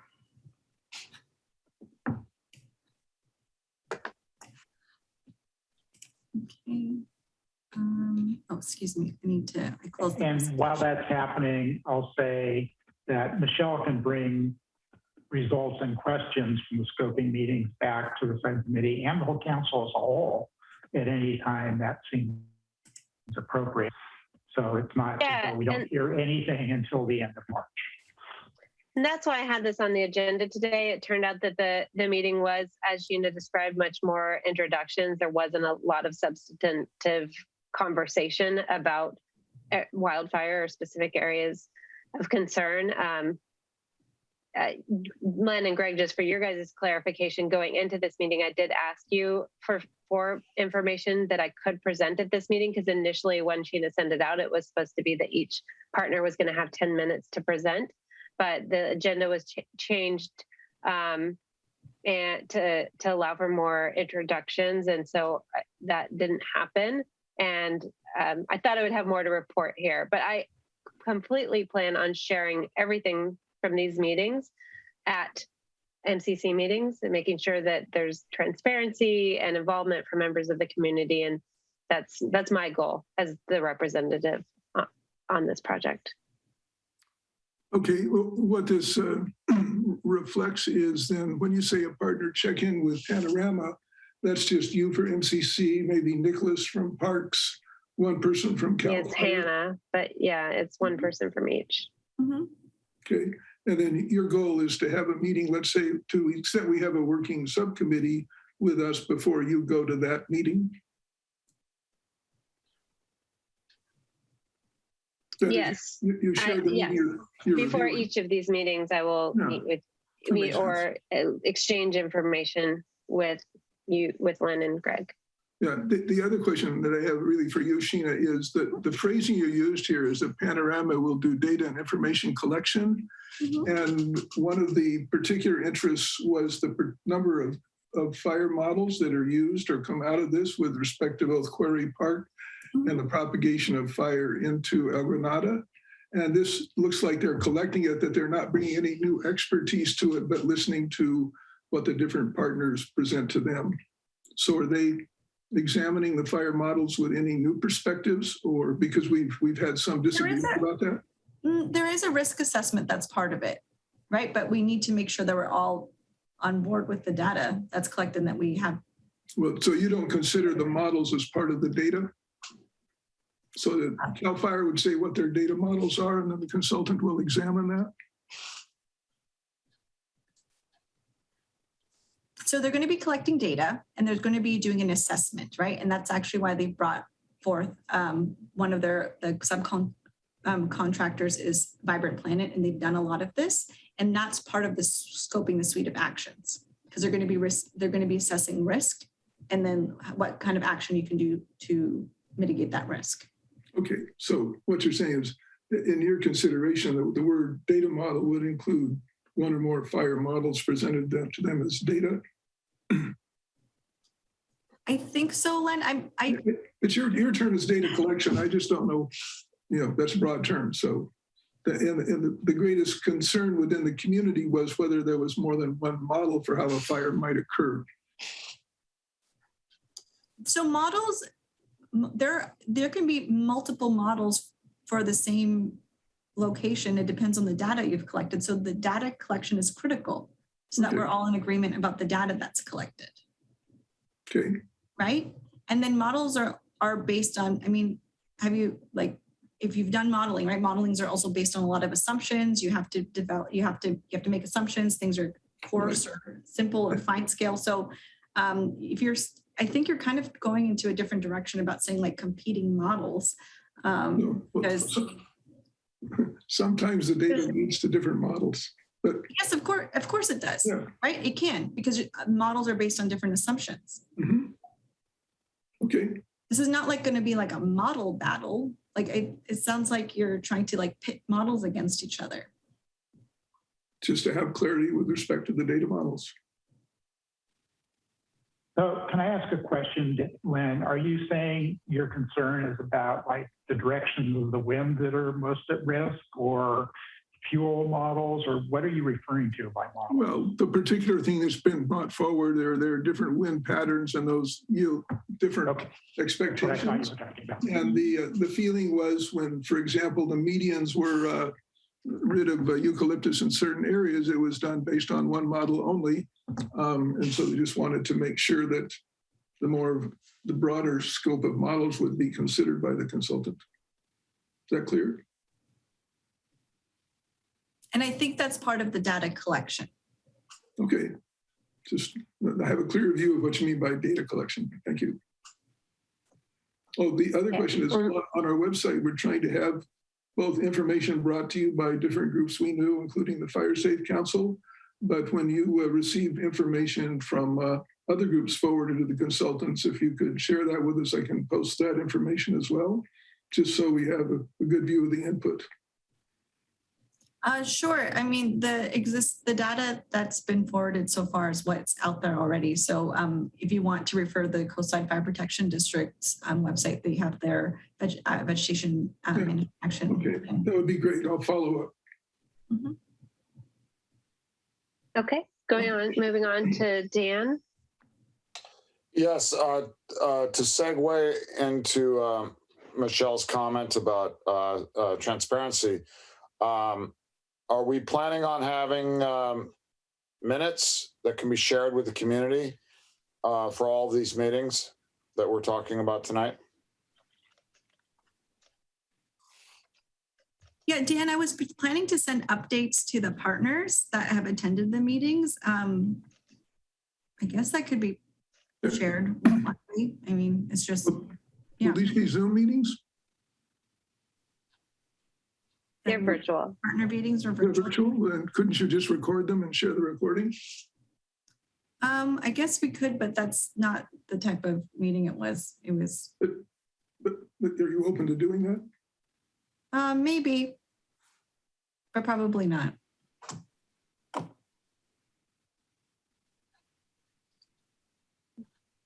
But Yeah, I can take my own notes and share them at MCC meetings. That's what I'm planning on doing. Well, I'm sure the community's interested in the main points that are discussed, and not only with the meetings that are, with the consultant, but also the meetings with the subcommittee. I think there may be Brown Act considerations to that, but I'm not sure about that. let me ask Dave as our resident expert. What is the specific Brown Act question?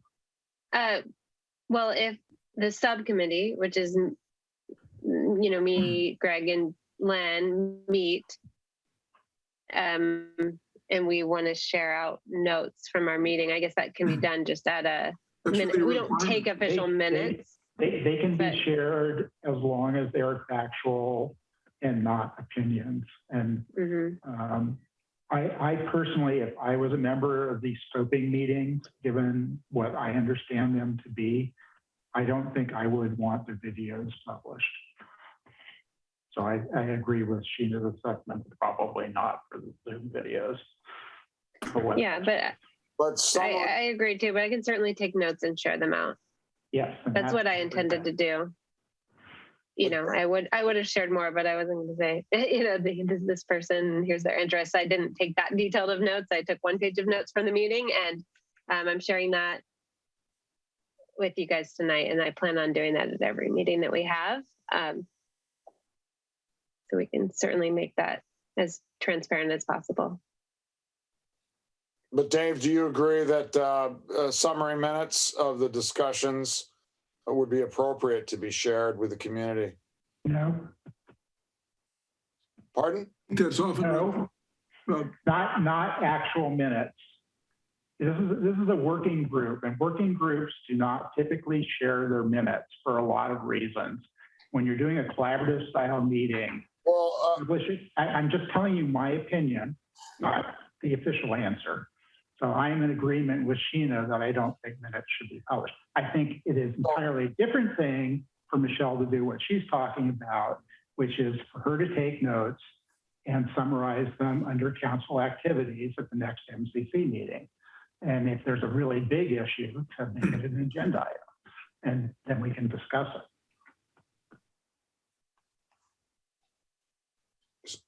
So you're saying that you don't think that summary minutes of the meetings that Sheena, RDC, and the consultants should be shared. You're saying that a summary, minutes are subjective.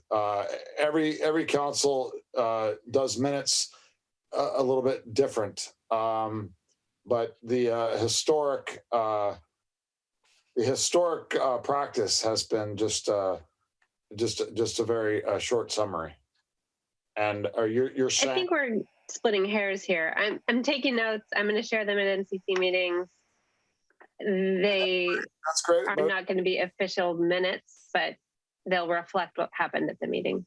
Oh, that's great for the subcommittee, but with the consultant. I'm talking about the scoping committee meetings. And she will share them with the whole MCC and therefore the public. Okay, I want to make sure everyone has a chance to talk, and Greg has his hand raised now, so I'm going to go to Greg next.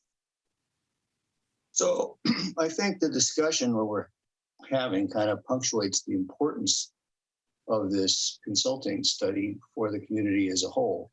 I know I asked for it in October 13th of 2020. I know Len has even tried to raise money from another organization to get this started. So it is great to see it going on.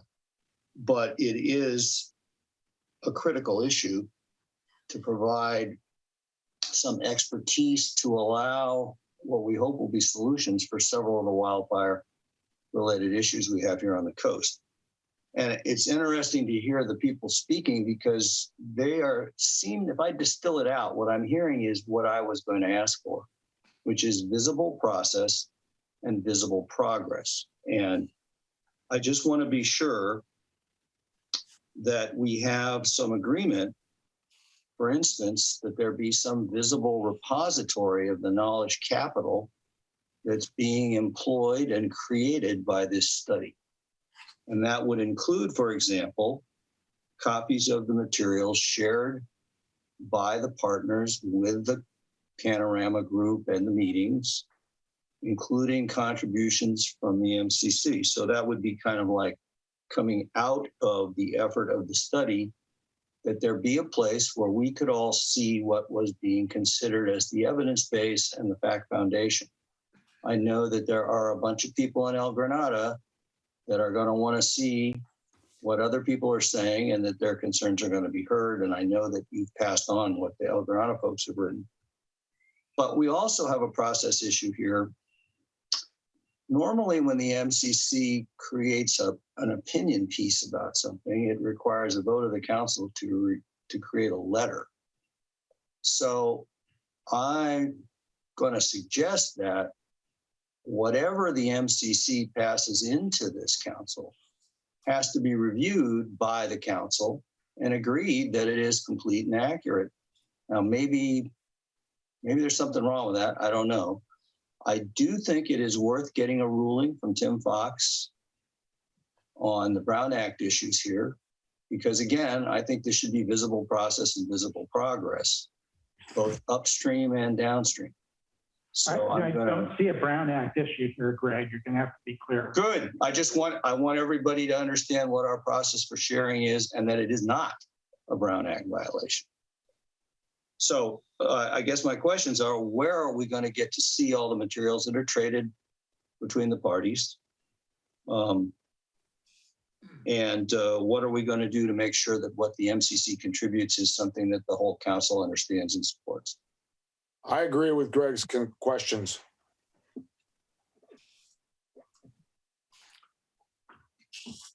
Well, so one of the things that I was going to share for this meeting, but didn't have an opportunity to, was a wildfire issues list, something that Greg, Len, and I have worked on over and over again. And we haven't updated it for a few months. So I asked Greg and Len for input. I took that. I found out that I wasn't going to have an opportunity to share it. So I didn't finish updating it, but it's something I definitely want to update. And that when the subcommittee meets with Panorama, I think it's something we should share. If we want to have, it's not meant to be an opinion document. None of the, we should be sharing facts. We can share people's constituents' opinions as information, but the MCC is, I don't think it's our responsibility to be, coming up with what we think is the right thing and sharing it with the group without us, like you said, Greg, like us having a vote on it. So something like the wildfire issues list is just a list of potential issues, things that we've talked about for the most part before, what potential actions that we could take on those issues, just to kind of give a scope of, a broad scope of what the issues we've considered are. And so something like that, like if we want to say, oh, well, before our subcommittee gives that to Panorama, we have to have a meeting and get that approved by the entire MCC. I think that's really going to slow down this process. And there's a public listening session for everyone at the MCC and members of the public to give their opinions, state their personal opinions directly to Panorama. So I sort of disagree with the process, just because I think it's going to slow things down. And I don't think there's really much of a need for it, because I don't know, my personal opinion is that we shouldn't be sharing things that aren't factual. And those documents are all public documents. So no, the MCC does not have to vote on sharing them. Okay. When I asked Sheena about the documents being passed forward to the consultants, I believe she said she would share those and we could post those on our website, which is So far, everything is public. Like I know, and from our end, the 4 documents I was looking to get to Michelle, she mentioned one was the issues list. There's another we had that was a survey of population of eucalyptus, both in the medians and other areas. And then we have 2 different community members or groups who have had very well and extended thought out papers. And I believe both of them have gone to you, and you're forwarding those on to the consultants. So those would be what we'd show on our website from the MCC.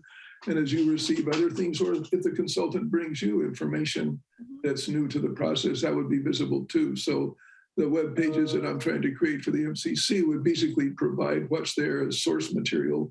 And I think the discussion is that in terms of the discussion process, that's what Michelle would bring back as her notes on the discussions.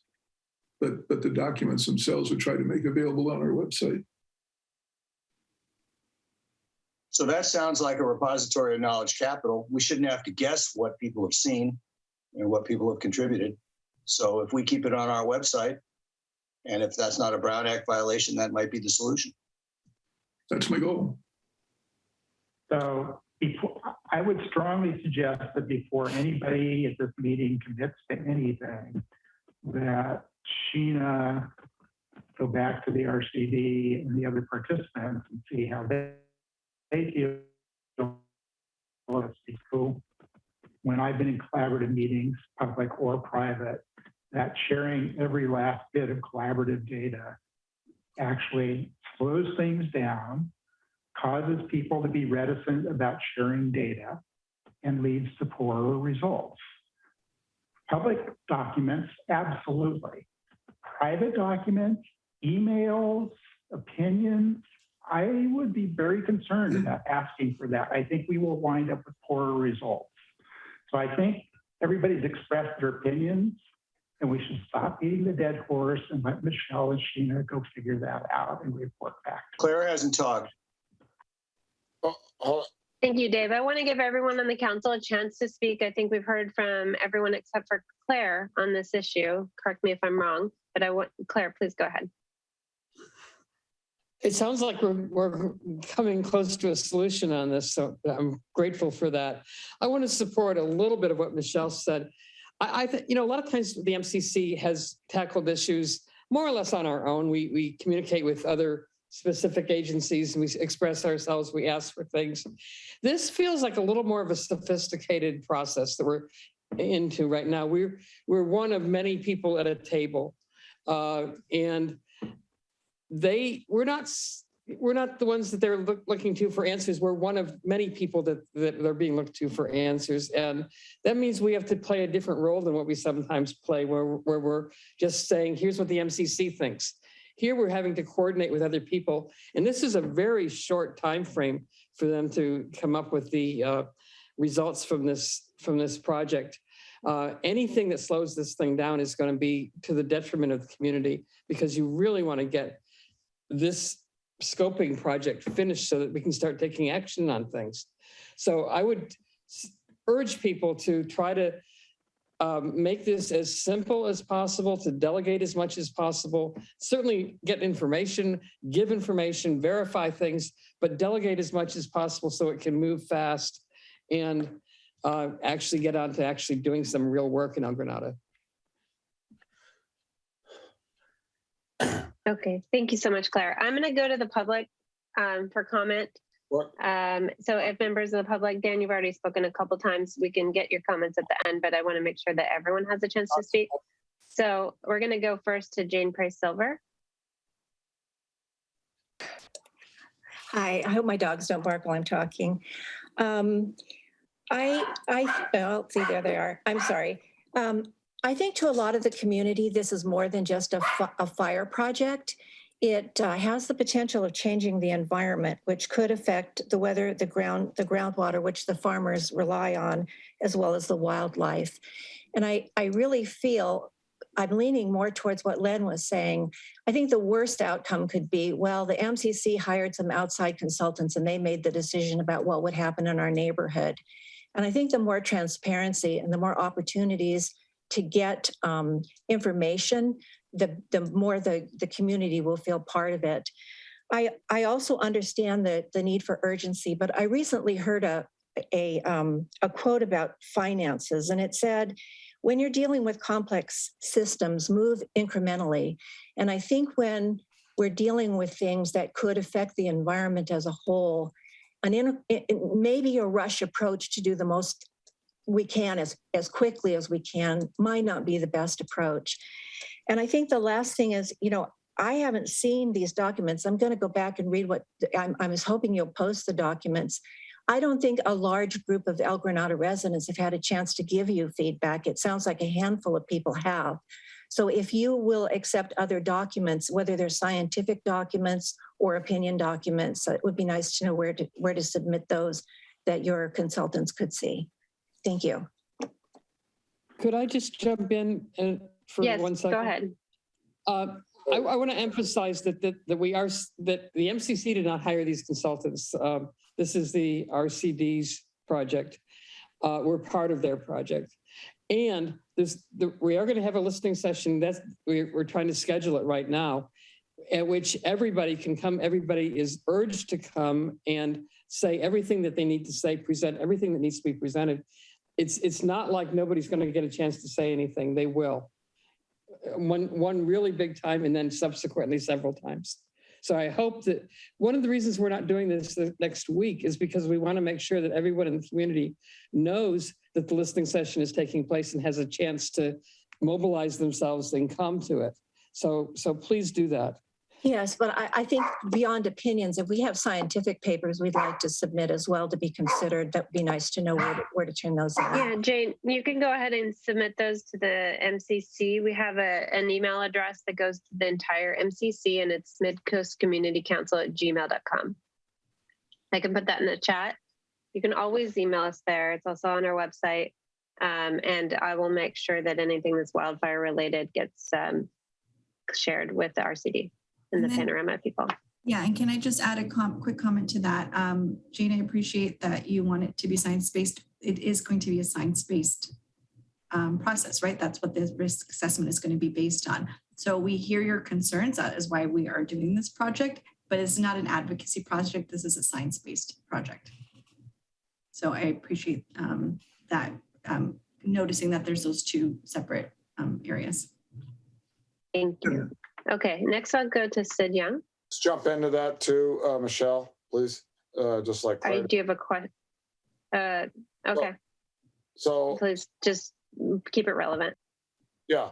So relevant to Jane's comments and my earlier comments. I think that transparency is very important. I think that rushing in and trying to say that we can't have anything to slow anything down at all. Of course, I'm realistic. Nothing critically slowing things down, but transparency and public. The thing is that the average community member is not tuned into this at all. So we want to make it easier for the average community member to tune into this. And my opinion is that full transparency, and I really don't see why, the Zoom meetings, it can't be completely 100% transparent. These are my comments. I think that it's best for the community. It's a huge impact to the community over the long term. So yes, I think the community should be involved and have every opportunity. We're trying to do that, Dan. Well, it doesn't sound like explicitly the goal. Really? It's a lesson. Sounds like some areas. I don't see who's trying to keep anything private. We're trying to get the community involved. That's the goal. That's my personal when we went around at the meeting and said, what do we want to have happen? That was what my stated goal was, to be a representative of the community. And that's what I'm intending to do. And the listening session was my idea, together with Lynn and Greg. I fought for that to be part of this project. I want that. I want the transparency, the same thing that you want. And so I actually take offense when I keep hearing that we're not being transparent, because that's what I'm trying to do. Okay, so I'm going to move on. Sid, you can go next. Because what Dan said really is kind of relevant to what I was about to say, is I haven't really been following this, and I'm not sure what is the outcome going to be for this. Okay, I get there's a bunch of people talking and there's reports and everything, but what's the goal? What's the outcome? That's what I didn't gather from all this blah, blah, blah. So, are you talking just about thinning trees? Are you talking about the fact that we don't really have a good evacuation plan on the coast, including El Granada, which is the most at-risk part of our community? What is it just going to be a report at the end, or is there actually going to be some action steps? If you can share some light on that for somebody who wasn't tuned in, like Dan said. Thanks. So I can go ahead and give you just a quick summary of this, right? And we also have the RFP, which is the request for proposal, that is on the MCC website, that outlines exactly what we're looking for from the consultant. And so what that is that we're looking for them to assess the data. So collect all this data and assess risk, and then develop a suite of actions. And what you're getting at, what I'm hearing from your question, is that, like, what exactly is it? It is what would be the best for wildfire resiliency. So is that actions that we would do, potentially, is that focusing on major change in Quarry Park? Is that focusing on fuel reduction within the community, on those empty lots? What can we do? And we're asking the consultant to develop an estimate of the cost and any potential barriers and benefits to the projects. And then from that suite of projects, we can then be prepared. There's so much money coming down from the state right now to fund projects. We can be prepared to match up those actions to funding opportunities, and we can make things happen. Great. That sounds great. I think it wouldn't hurt to put out the videos, because rather than take all kinds of notes, I'd rather watch the whole meeting and hear what everybody has to say directly. But maybe it's just too meaty to have to do. Go ahead. I mean, these meetings is not where the heart of the work is happening, right? That's why we hired a consultant. These are partner meetings where we do check-ins, and that's why we're gonna have the listening session. They're gonna gather all this data. They're gonna be talking to the fire agency personnel and the subject matter expert, gather all this data. They're gonna talk to the county, gather all this data. And then we've hired them particularly, because we're not doing it. RCD's not doing it, you're not doing it. Like, we've hired them to synthesize that. And they're gonna have regular check-ins to show us their progress. It's not like we're just like, do it, come back to us with a finished project. We're working with them. Sure. But they're the ones doing it. Okay, thank you so much. As somebody whose friend lost their home in the Oakland Hills fire, I don't want to have any more friends lose their homes. So I really hope you guys get this, worked out to something that you can fund and start working on. Thank you.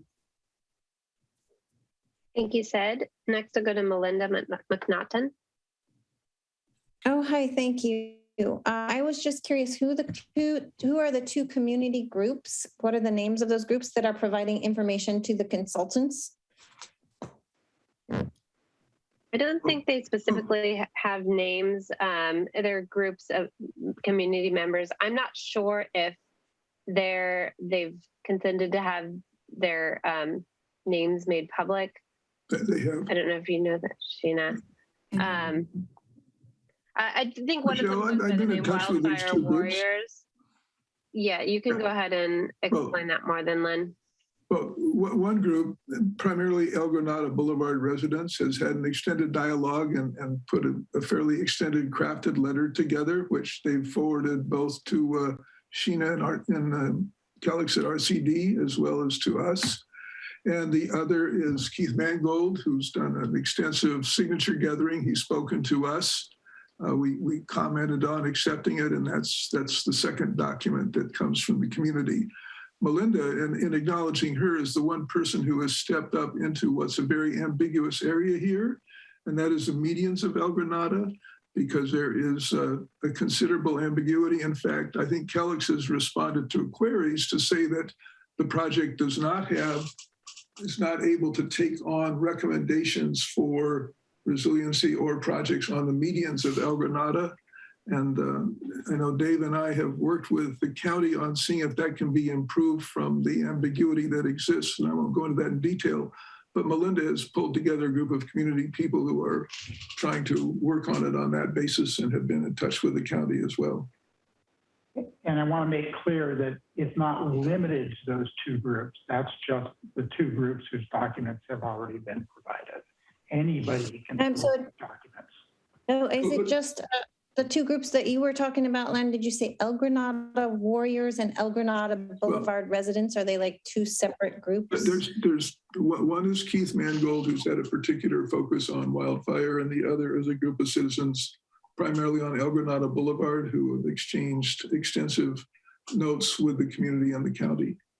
They don't have formal names in that. They don't go by formal. Those would be identified in the documents from the community. And they are sending information to the consulting group for what reason? They're sending information to RCD via Kellex and Sheena, and they're forwarding that on to the consultant. Oh, okay. And that's their opinions about what should be done? They're citing, they have their own views in terms of science and observations. And I mean, those would be available to look at. I mean, they're. Okay. Okay. Yeah. And I started the El Granada Median Restoration Corps. Thank you, Lynn, for bringing that up. And the reason is because, and there's a spectrum of people who want the trees cut on the medians and who don't. And this group really wants to see the medians beautiful. And we want to make sure that if the trees get cut, that something happens there to create revegetation and beautification. And right now, there is no plan and there's no funding. So we have to be very careful about what we say happens to the medians. That's what I just wanted to give my input about there right now. Thanks. Thank you, Melinda. Sure. Okay, in the interest of time, I want to close this agenda item out. We will talk about the planning of the listening session, the date. I'll probably do a doodle poll among members of the council. Not every council member needs to attend, but everyone's certainly welcome to attend. We'll try to make a date that everyone, if not all of us, can attend. And we'll try to target mid-January. Okay, I'm going to move on to the next item, which is officer. Yes, thank you so much, Sheena, for being here. I'm going to move on to the next item, which is officer elections. So it's been a great year as chair on the council, but it's time to turn that over to someone new. And all of us will be turning over our existing offices to new council members. So we're going to start this process with chair, then we'll move to vice chair, then secretary, and then treasurer. For each position, I'll call for any nominations. You can nominate someone else or you can nominate yourself. All nominations need a second. We can have multiple nominations for each office, in which case we will vote on the role. So let's start with the office of chair for 2022. I'd like to actually nominate Claire Toutant as our next chair. Does anyone want to second that? Okay, are there any other nominations for chair? Okay, not hearing any. I will go to a vote. Or any comments or questions? All right, let's go to a vote. Dave, would you please call the roll? All right, Claire. You're on mute, Claire. That ambivalence? Yes. All right. Len? Yes. Jill? Yes. Greg? Yes. Dan? Yes. Michelle? Yes. And I'm also yes. Congratulations, Chair. Claire, Chair you Claire. are our new chair. Woo! We will Thank you. turn over the duties of chair to Claire after this agenda item is finished, and she'll close out the meeting. But we'll go ahead and finish the elections. So the next position up for grabs is vice chair. Do we have any nominations? I will nominate Greg Dieguez as our new vice chair. Second. Okay. Any other nominations? Okay. Any comments or questions? Let's move to a vote. All right. Claire, Yes. Len, Yes. Jill, Yes. Greg, Yes. Dan, Yes. Michelle, Yes. and I'm yes. Greg is our new vice chair. Passes unanimously. Great, congratulations. Next, we'll move on to the super popular role of secretary. Do I have any nominations for that?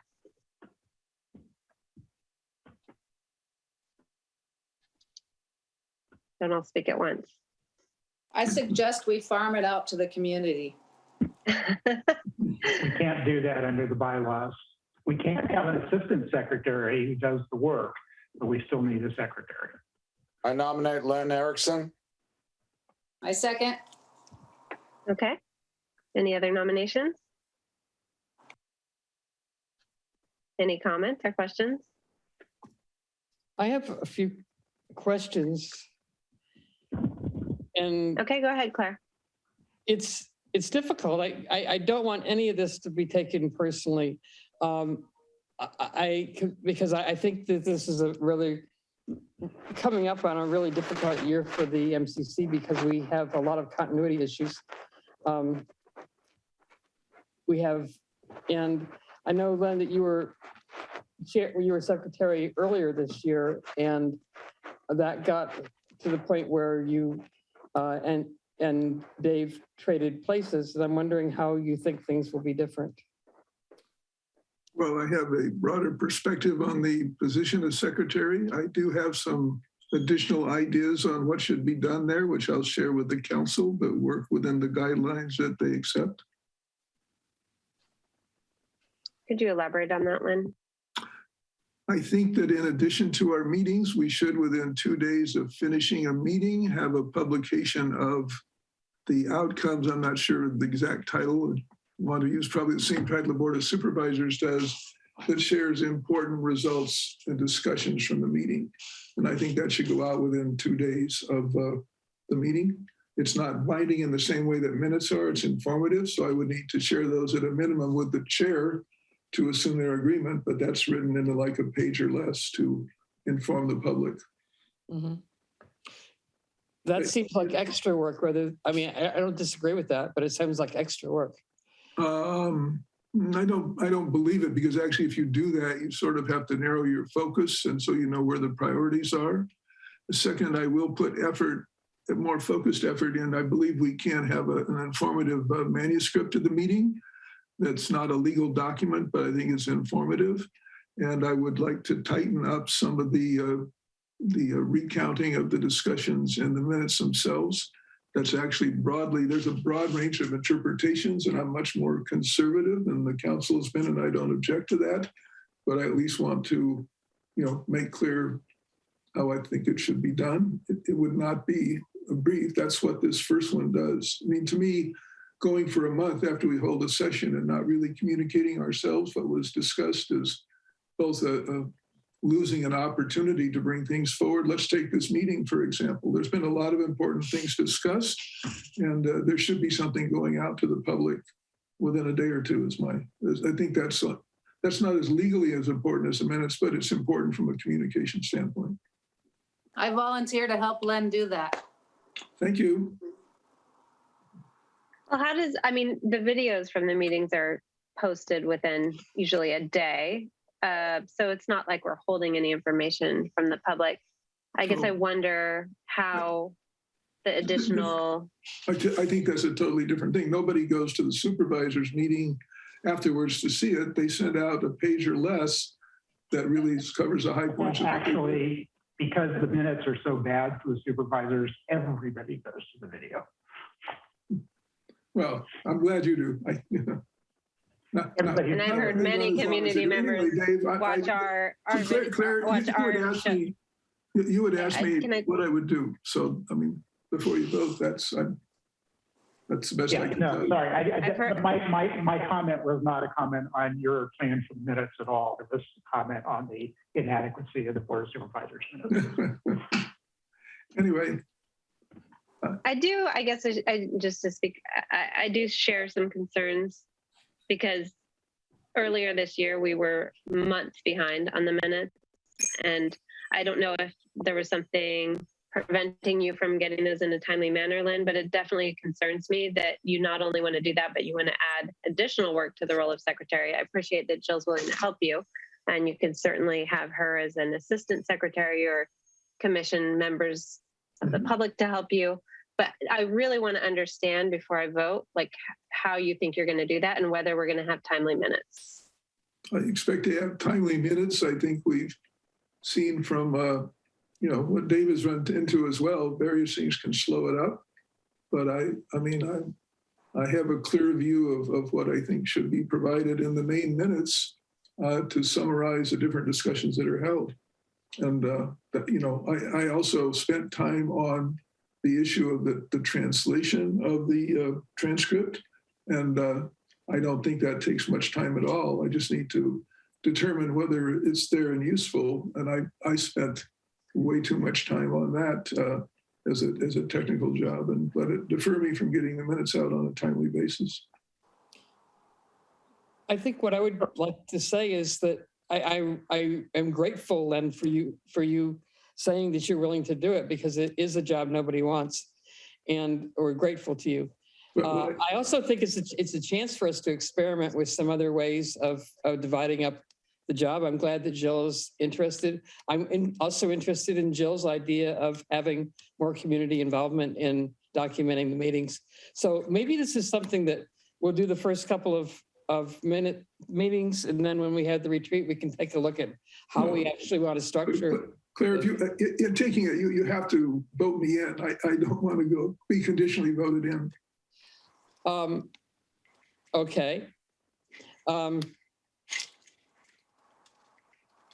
Okay. I mean, I think I certainly know what the issues are and what needs to be done. So. Mm-hmm. But okay, any other? At the same time, I do think it's an office that could benefit from some new look at how it's structured. Not just about this office itself. I guess what I'm saying about that, Claire, is I agree, but you have to be articulated specifically and run that by the council. Mm-hmm.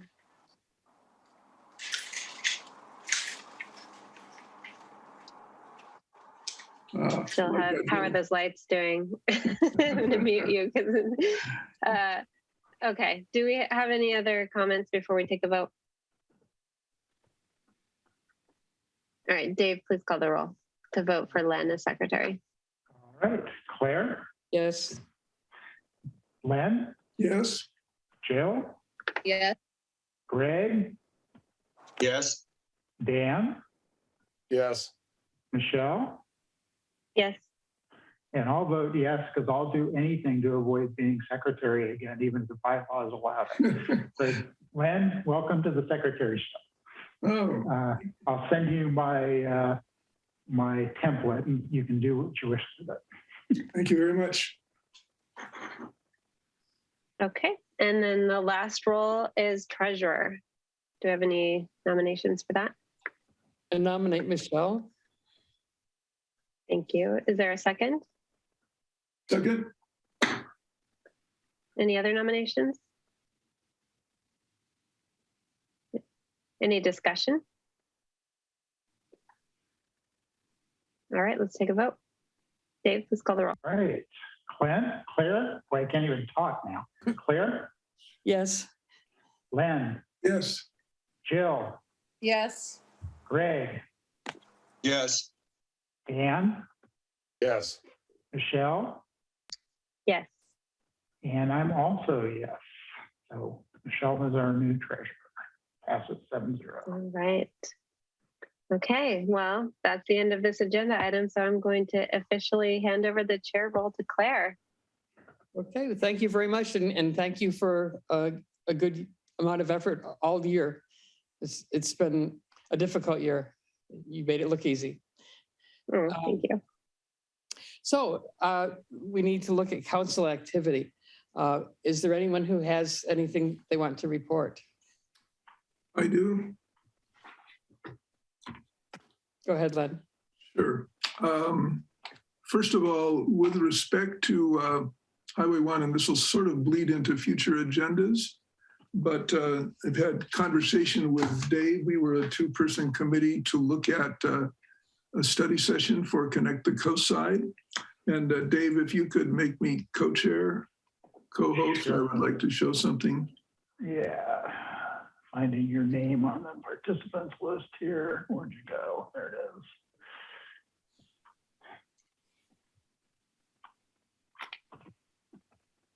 You got it. Thank you. Thank you. Okay, so I'm going to share this Word document.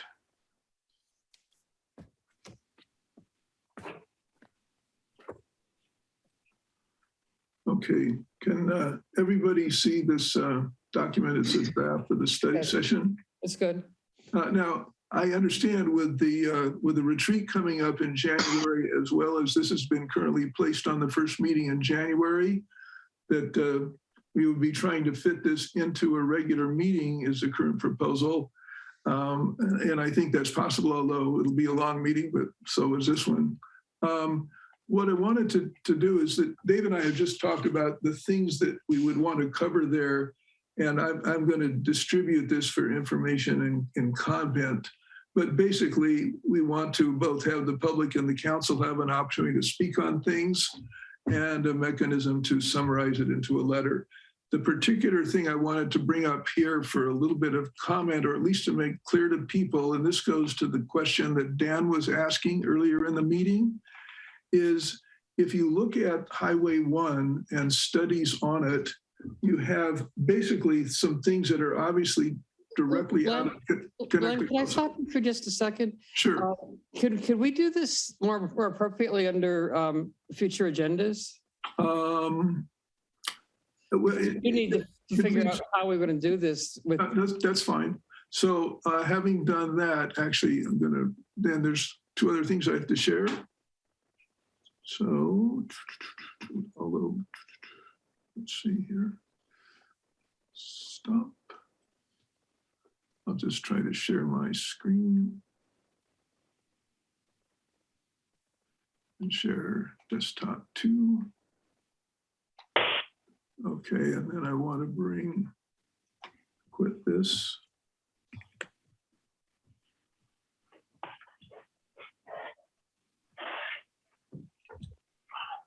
Okay, and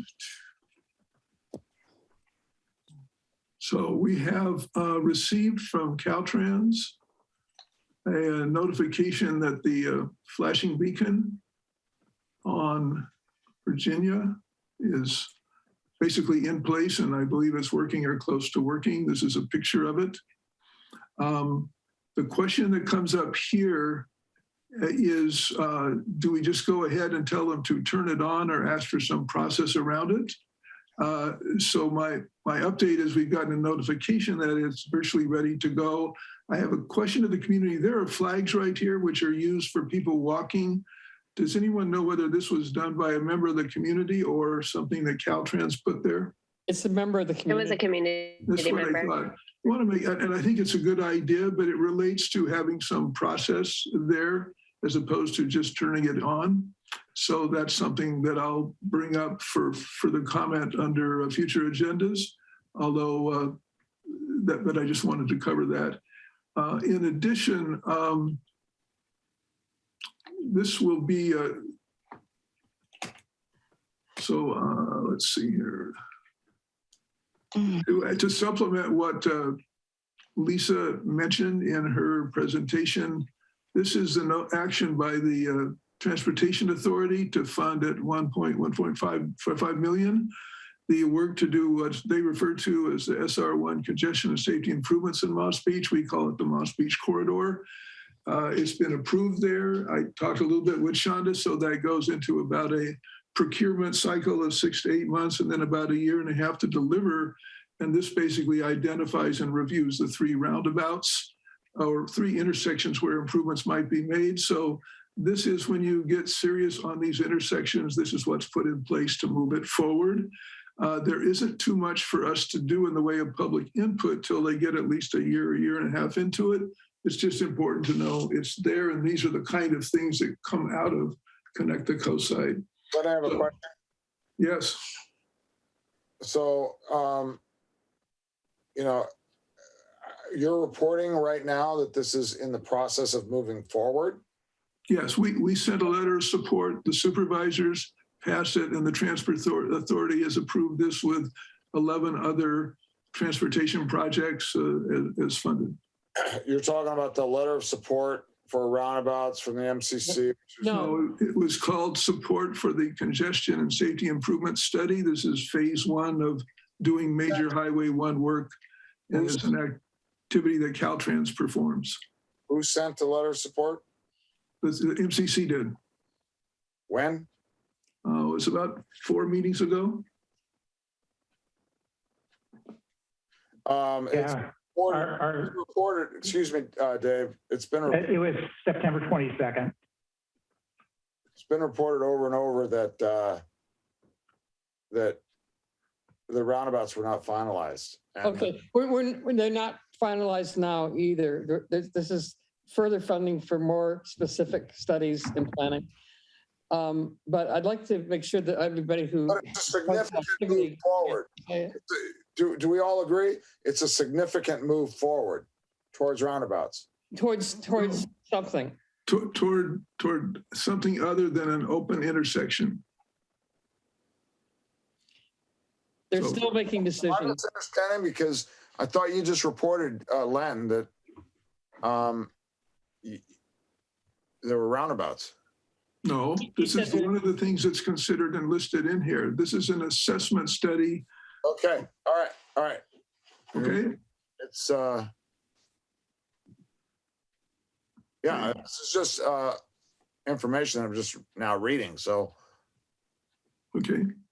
So my point is, when we have a study session for Connect the Coast Side, it has enormous breadth, and in some cases, it spins off efforts like this even before it's finished to do it. And when we sit down to review it, we're going to have to be fairly selected, in terms of trying to both understand the overall process and where it fits and what we want to talk about. We're not trying to redo the whole thing. At the other end is this flashing beacon, and this isn't on the books at all. This is an effort that we wanted something. Caltrans has done some things, and we continue to be in touch with them. And this is, an effort which we can spend some time on, but I just tried to draw the distinction when we sit down to write and review Connect the Coast Side, to try to be clear on what it covers and what it doesn't cover. So this was that particular item. Okay. So that's that one. The other thing, and I referenced this in the conversation we had, looking to bring up a wildfire Midcoast page with information, and I expected the basic one to be up by tomorrow, but will extend to the area where we hold documents that have come from any of these groups here and are used as part of the study. So I'm looking to include those. And this also includes things that comes out of Fire Safe San Mateo County, which has many excellent and informative pieces of presentation on that. So looking to bring that forward and make it available to the public. So that's what I have for this item, Claire. Thank you, Len. Michelle, you had something to— Yeah, I have a comment on what what Len just presented, and then I have a separate update. So my comment on what Len just presented is regarding the Moss Beach crosswalk. I was also copied on the email from Caltrans saying that the crosswalk is ready to go. And is there anything that we want to do before they push it live?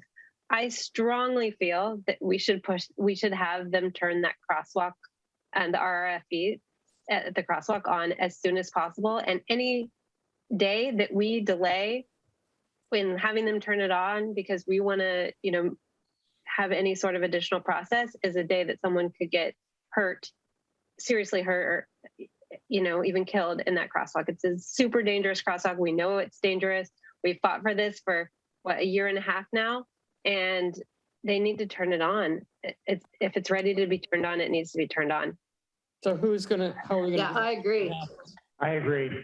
Well, I got a comment. I agree. I do not agree. Got a comment that this really is, and I've said it early on. This is opening up a false sense of security. There will be pedestrians that will just hit the button and walk out and not even look either way, expecting traffic to stop. So I think that there should be more discussion and community input before it gets turned on. Do we need to teach people how to use a crosswalk and push a button? I don't understand that. What? Let me teach you, Michelle. There are a lot of accidents with crosswalks. It is not a guaranteed safe crossing. There's a crosswalk there that is extremely dangerous. We didn't agree with Caltrans putting that in with no notice, but it's there and it's dangerous. And I live in Moss Beach, and I would really like to be able to cross the highway to take my daughter to the playground, but I can't because it's completely unsafe. And I've tried running across. Yeah, I'm not going to do it with a child. I understand that there is some risk with a lighted crosswalk, and pushing the button doesn't mean that everyone's going to stop, but I'm knowledgeable enough to say, let me look in both directions and make sure I can cross the street safely. I think everyone has, I don't think there's a false sense of security to the point where we shouldn't turn it on. I mean, it is what we advocated for. It is what's being done. There's no change to the lighting that's going to happen. I feel like we need to turn it on as soon as possible. I'm surprised Caltrans wants us to say turn it on. I thought they would just turn it on. So what do we actually need to do if we are going to say turn it on? Who has to say it? The way this works, Claire, is that Michelle and I are in touch with Caltrans. They provided the notice I just mentioned, and we could either send back and say, please turn it on as soon as you can, or we could say, I've also talked to people with regard to training and other programs within Caltrans to take a role there. They haven't been advised of this, and I don't know if they have any opinions. I'm good either way. My basic goal is that as soon as they turn it on, I want Michelle or somebody else, a couple of people with kids, to go with it and try it out and say, hey, I'm quite happy to do it. I felt confident. I don't want to, I would want to go myself at least to do it as well. But there's nothing more formal than that. Thing is, this is a technology that's used more often in lower speed limits. I asked if there was ever an example of this type of crosswalk on a highway anywhere in California. Did not get an answer. So I think this is the first rapid crosswalk of its kind in California. Please let me know if I'm wrong. Michelle and Len, what do you need from the rest of the council in order for you to make a response to Caltrans? The way this particular part is conducted, this is as formal as it gets. So we can't vote on it because it's not an agenda item, but I heard 4 different council members say that turn it on right away. So I think you two as the subcommittee can go ahead and tell them turn it on. So we shall. Okay. Thank you. Thank you. So my other item that I wanted to report on is just the MCC newsletter. It's, again, significantly delayed. And there's not one thing to blame for that, just a lot of, different lagging in different areas. But we are ready to send it out now. I just received the translation. And so it will be sent out tomorrow morning with everyone. And thanks to everyone who wrote articles for that. Lynn, I know you want to get the wildfire page up on the site, so please make sure it's up by, let's say, 10 a.m. tomorrow morning. Okay. Thank you, Michelle. Greg? As you know, I cover the water and sewer things, and I wanted to mention a few things briefly. The Sewer Authority Midcoast finally adopted a non-domestic wastewater control program. You may remember there have been a year plus of violations recently brought under control by extensive use of chemicals and upgrades to the plant. We're looking at somewhere between $1 and $2 million in extra cost that's been incurred to deal with upsets presumably caused by commercial users, but unproven. This program is going to attempt to measure and control effluent that causes those upsets. SAM has to date refused to consider investigating restitution of the damages to the ratepayers. Montera has absorbed $1 million in extra water infrastructure in the past few months on behalf of new connections, and is charging those people the same rates as everybody else. So existing ratepayers are going to be absorbing the future cost of that infrastructure. They are also in what looks to be an emerging dispute with Caltrans over the right-of-way, which they wish to acquire to protect the watershed. They recently sent a letter threatening, I guess, something about the fact that Caltrans has not responded to the public information request that Montera has issued. And on the good news front, I guess it's good and bad news. Pacifica had about a 3 million gallon spill between stormwater and sewer on October 25th, I think was the date. We did not.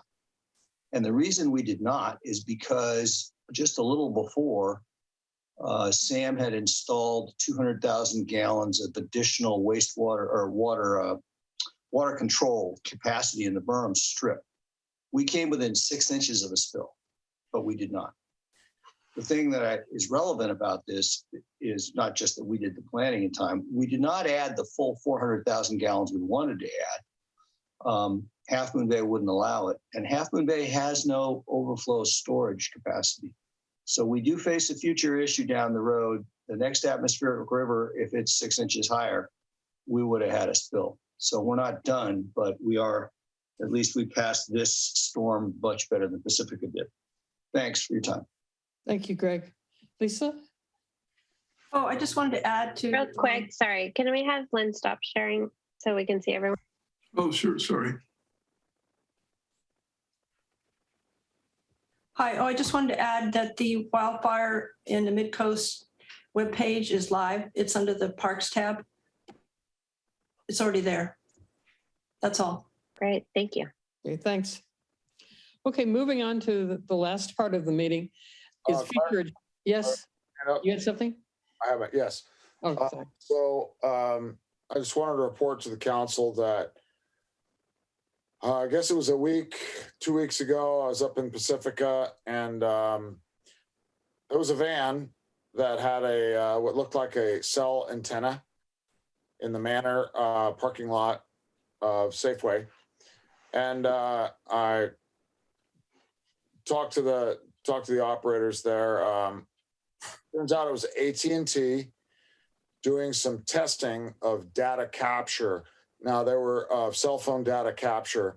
So they were, parked relatively close to Highway 1. And I do know that there was some discussion, some parts of this whole, the signs, the electronic signs that were Caltrans is proposing on Highway 1 with some cell phone data capture. So I just want to let the whole council know that they're moving forward, doing a little research. There's clearly a there's a work in progress between Caltrans and AT&T as far as monitoring cell phones for traffic flow. And it's a lot of questions have been raised as far as privacy, private information. control. And of course, they always say that, oh, yeah, you don't have to worry about that. Everything's cool there.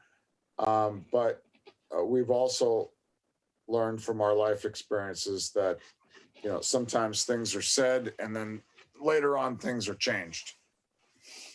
So I just wanted to let you know that, let everybody in the council know that yes, they are monitored. They have been doing some testing. AT&T, I witnessed. Thank you, Dan. As we move into upcoming agendas, this is actually fairly complicated for January. We've got a lot of stuff to deal with. But just let me run through some things and then we can discuss how we want to manage them. We have 2 meetings scheduled in January. We're canceling the second December meeting, as everyone knows. We do want to have the listening session for the scoping project, as we just discussed. We want to have the study session for the Connect the Coast side, as Len was just discussing. We also have one of the things that gets referred to this planning committee on the MCC. We did decide we needed to agendize, and it is the dog walking ordinance, and that will probably take up a lot of time at one of the meetings because we need to talk about it so we can make a comment to the Planning Commission as to what we think. We also have to schedule a retreat. So there's a lot of stuff to put in, and I'm open to suggestions. I think Michelle did some surveying about what people are available for. If you want to discuss that, Michelle. Yeah, sorry, I was going to share my screen and I just need to get it back up here. Yeah, so we sent out the doodle poll, which I think is a great way to do the availability for the retreat. And I got answers either to the poll or to the email from everyone. So thank you everyone for doing that. I just put everyone's responses into the poll, so I have it in one place, and I'm just going to share my screen real quick.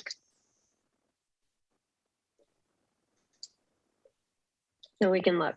So unfortunately, there wasn't one date and time that worked for every single person. Here are the dates that we looked at. So we looked at Saturdays, in part because Supervisor Horsley is available to attend on Saturdays. When we talked about doing it on the weekend, he's not available on Sundays. So we have both a morning and an afternoon session as options on the 4 Saturdays in January. So the ones with the most votes were January 8th. Everyone but Claire could make it. January 15th, everyone but Jill can make it. The 22nd, Len and Jill couldn't make it. And these are all morning sessions. And then the 29th, everyone but Claire can make it. So I wanted to, Claire can take this over, but I was just wondering if those people that can't make it on certain Saturdays have any flexibility. We have to also point out that the 15th is in the middle of a 3-day weekend, at least for some people. So that may be a consideration. Lena just put a message on the screen for you guys. Saying what? That she could check with Supervisor Horsley for a Sunday if need be. Okay.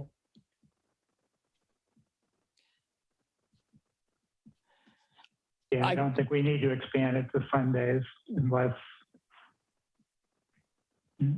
everybody is completely inflexible in their ability to make it. We have all agreed in the past that we really need all 7 people there to make the retreat a success. So if people aren't flexible, then the only choice we have is to move into February. We've done that before. It's less than ideal. So I'm flexible for afternoons, but prefer. That doesn't help really. I understand. Thank you, but I think we probably should consider February. I'm sorry. I understand. I just wanted to say that in case somebody else was flexible. Okay. Thank you. So it looks like Claire and myself are the 2 that need to get into alignment. And yeah. I can be flexible, but I can't guarantee that I'll be able to hear you very well because on those dates I'll be at a volleyball tournament. And we may be off the court, but if we're on the court, I'll have on headphones. But when I speak, you're going to hear people screaming. So I'll hear you fine. but you might have difficulty hearing me. Well, I could definitely do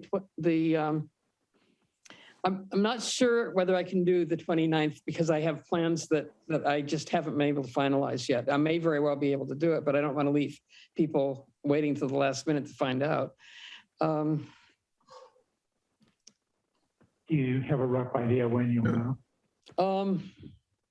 Probably like 3 weeks. That's kind of bad.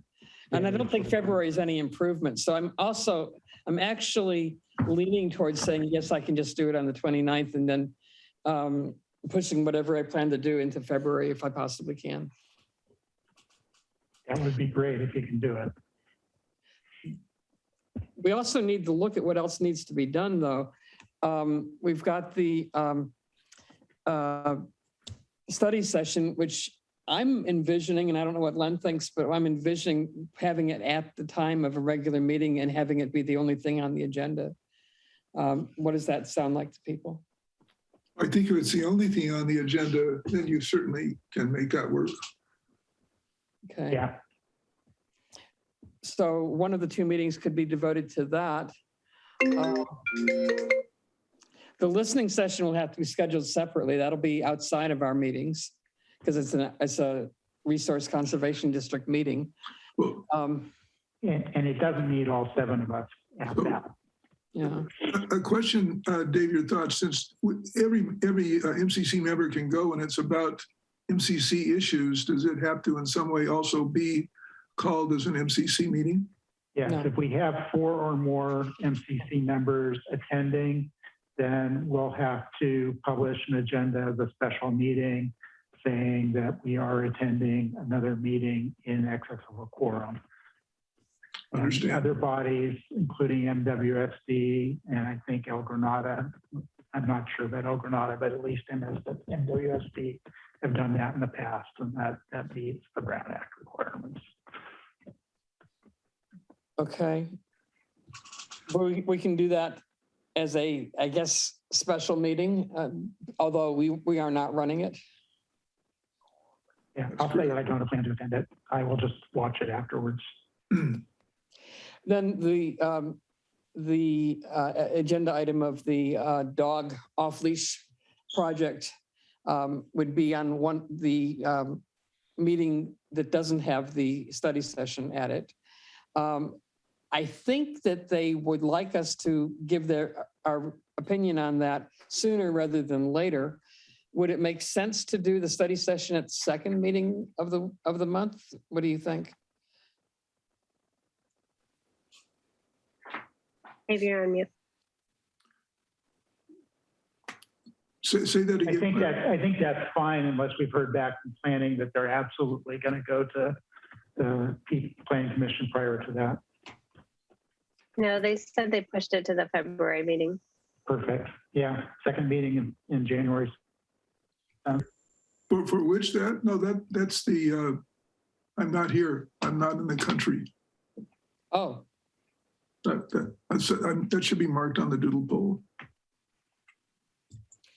This is the second MCC meeting. Yeah. So if we put the study session there, what were you proposing to put at the second meeting, Claire? Study session, is that not going to work? Well, yeah, I'm running that with Dave, and I'm planning not to be in the country. Well, let's not do that then. Okay.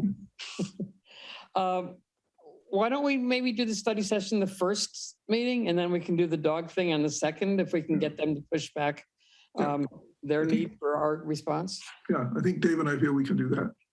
Okay. Yeah, I will say that that requires that we have a consensus now that Len and I can publish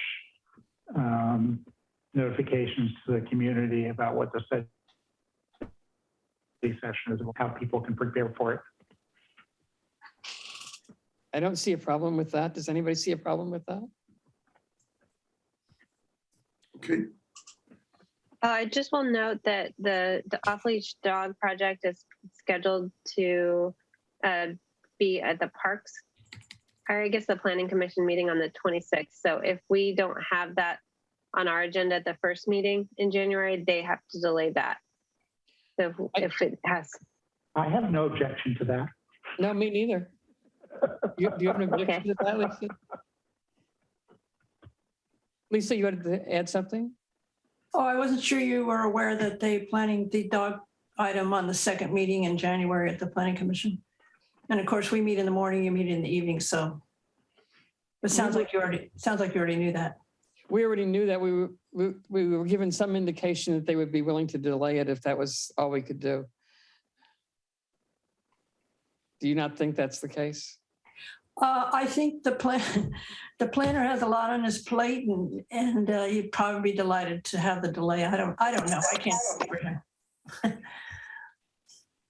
All right, well, one of us on the planning committee will communicate with them and make sure that, and if they can't, then we'll somehow shoehorn it in on the 12th. I'll take that. I will say that that is likely to be a meeting because we are going to be imposed. So for those who haven't heard, we plan to write a letter opposing some of what they have said. And the last time we had something on that topic on Pillar Point Bluff, we had 50 dog owners turn out, and it was a 3-hour meeting. So it's likely that that will be the only main item on that agenda as well.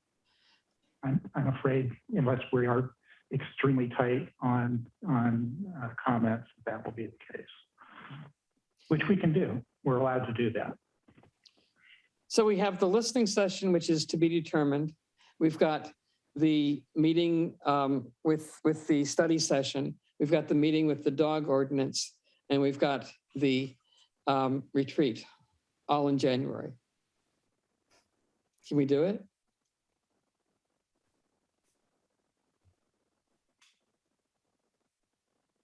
I'd like to request that we have an item on the dog issue before we come prepared with the letter, so that we're not rushed and there's an open discussion and people can talk about it. Yeah, I don't think it's a good idea to come to a meeting with a prepared letter and try to rush it through and then have a big limited amount of time to discuss it. We have a number of very meaty issues, and we unfortunately have time constraints that are from outside the MCC. So we don't really have much choice on that. The only thing we have a choice on is the retreat. And right now we're planning on the 29th. If people look at what we're doing here and feel like it's just too overwhelming, we can still move it. Well, we can also Could I just make, go ahead, Greg. Could I make a comment that, since we have these meaty things to deal with, delaying the retreat seems okay. I mean, isn't one purpose of the retreat to figure out what meaty things we should deal with? In this case, we've already got meaty things to deal with. So having the retreat right after we deal with meaty things seems okay to me. Am I missing something? No, I think you're right. Yeah, to a certain extent, but on the other hand, it's a different type of preparation and a different type of meeting. Since it controls tasks for the rest of the year, it's better to get it done earlier rather than later. I was going to say that we could also have a special meeting for one of these. That would be an additional meeting. I know people don't like that, but that is the other possibility. So it's clear as chair thinks that's a possibility, it's worth discussing it. It seems like we've already got 4 meetings that we don't need another special meeting. But I agree with what Greg just said in some ways. And I think in a way, if we go through a month of dealing with meaty things, when we sit down at the retreat, we could say, how did we do?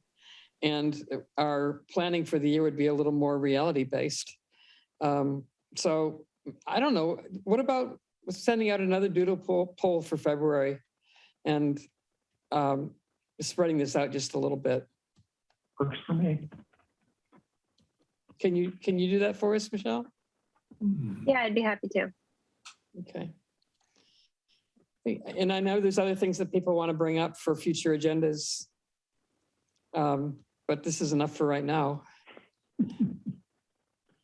So anything else?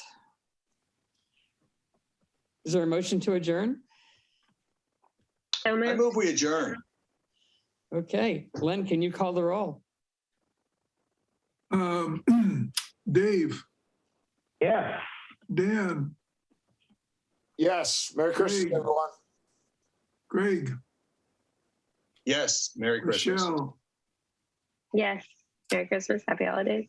um, Yes. yes, thank you. Yes. Myself, yes.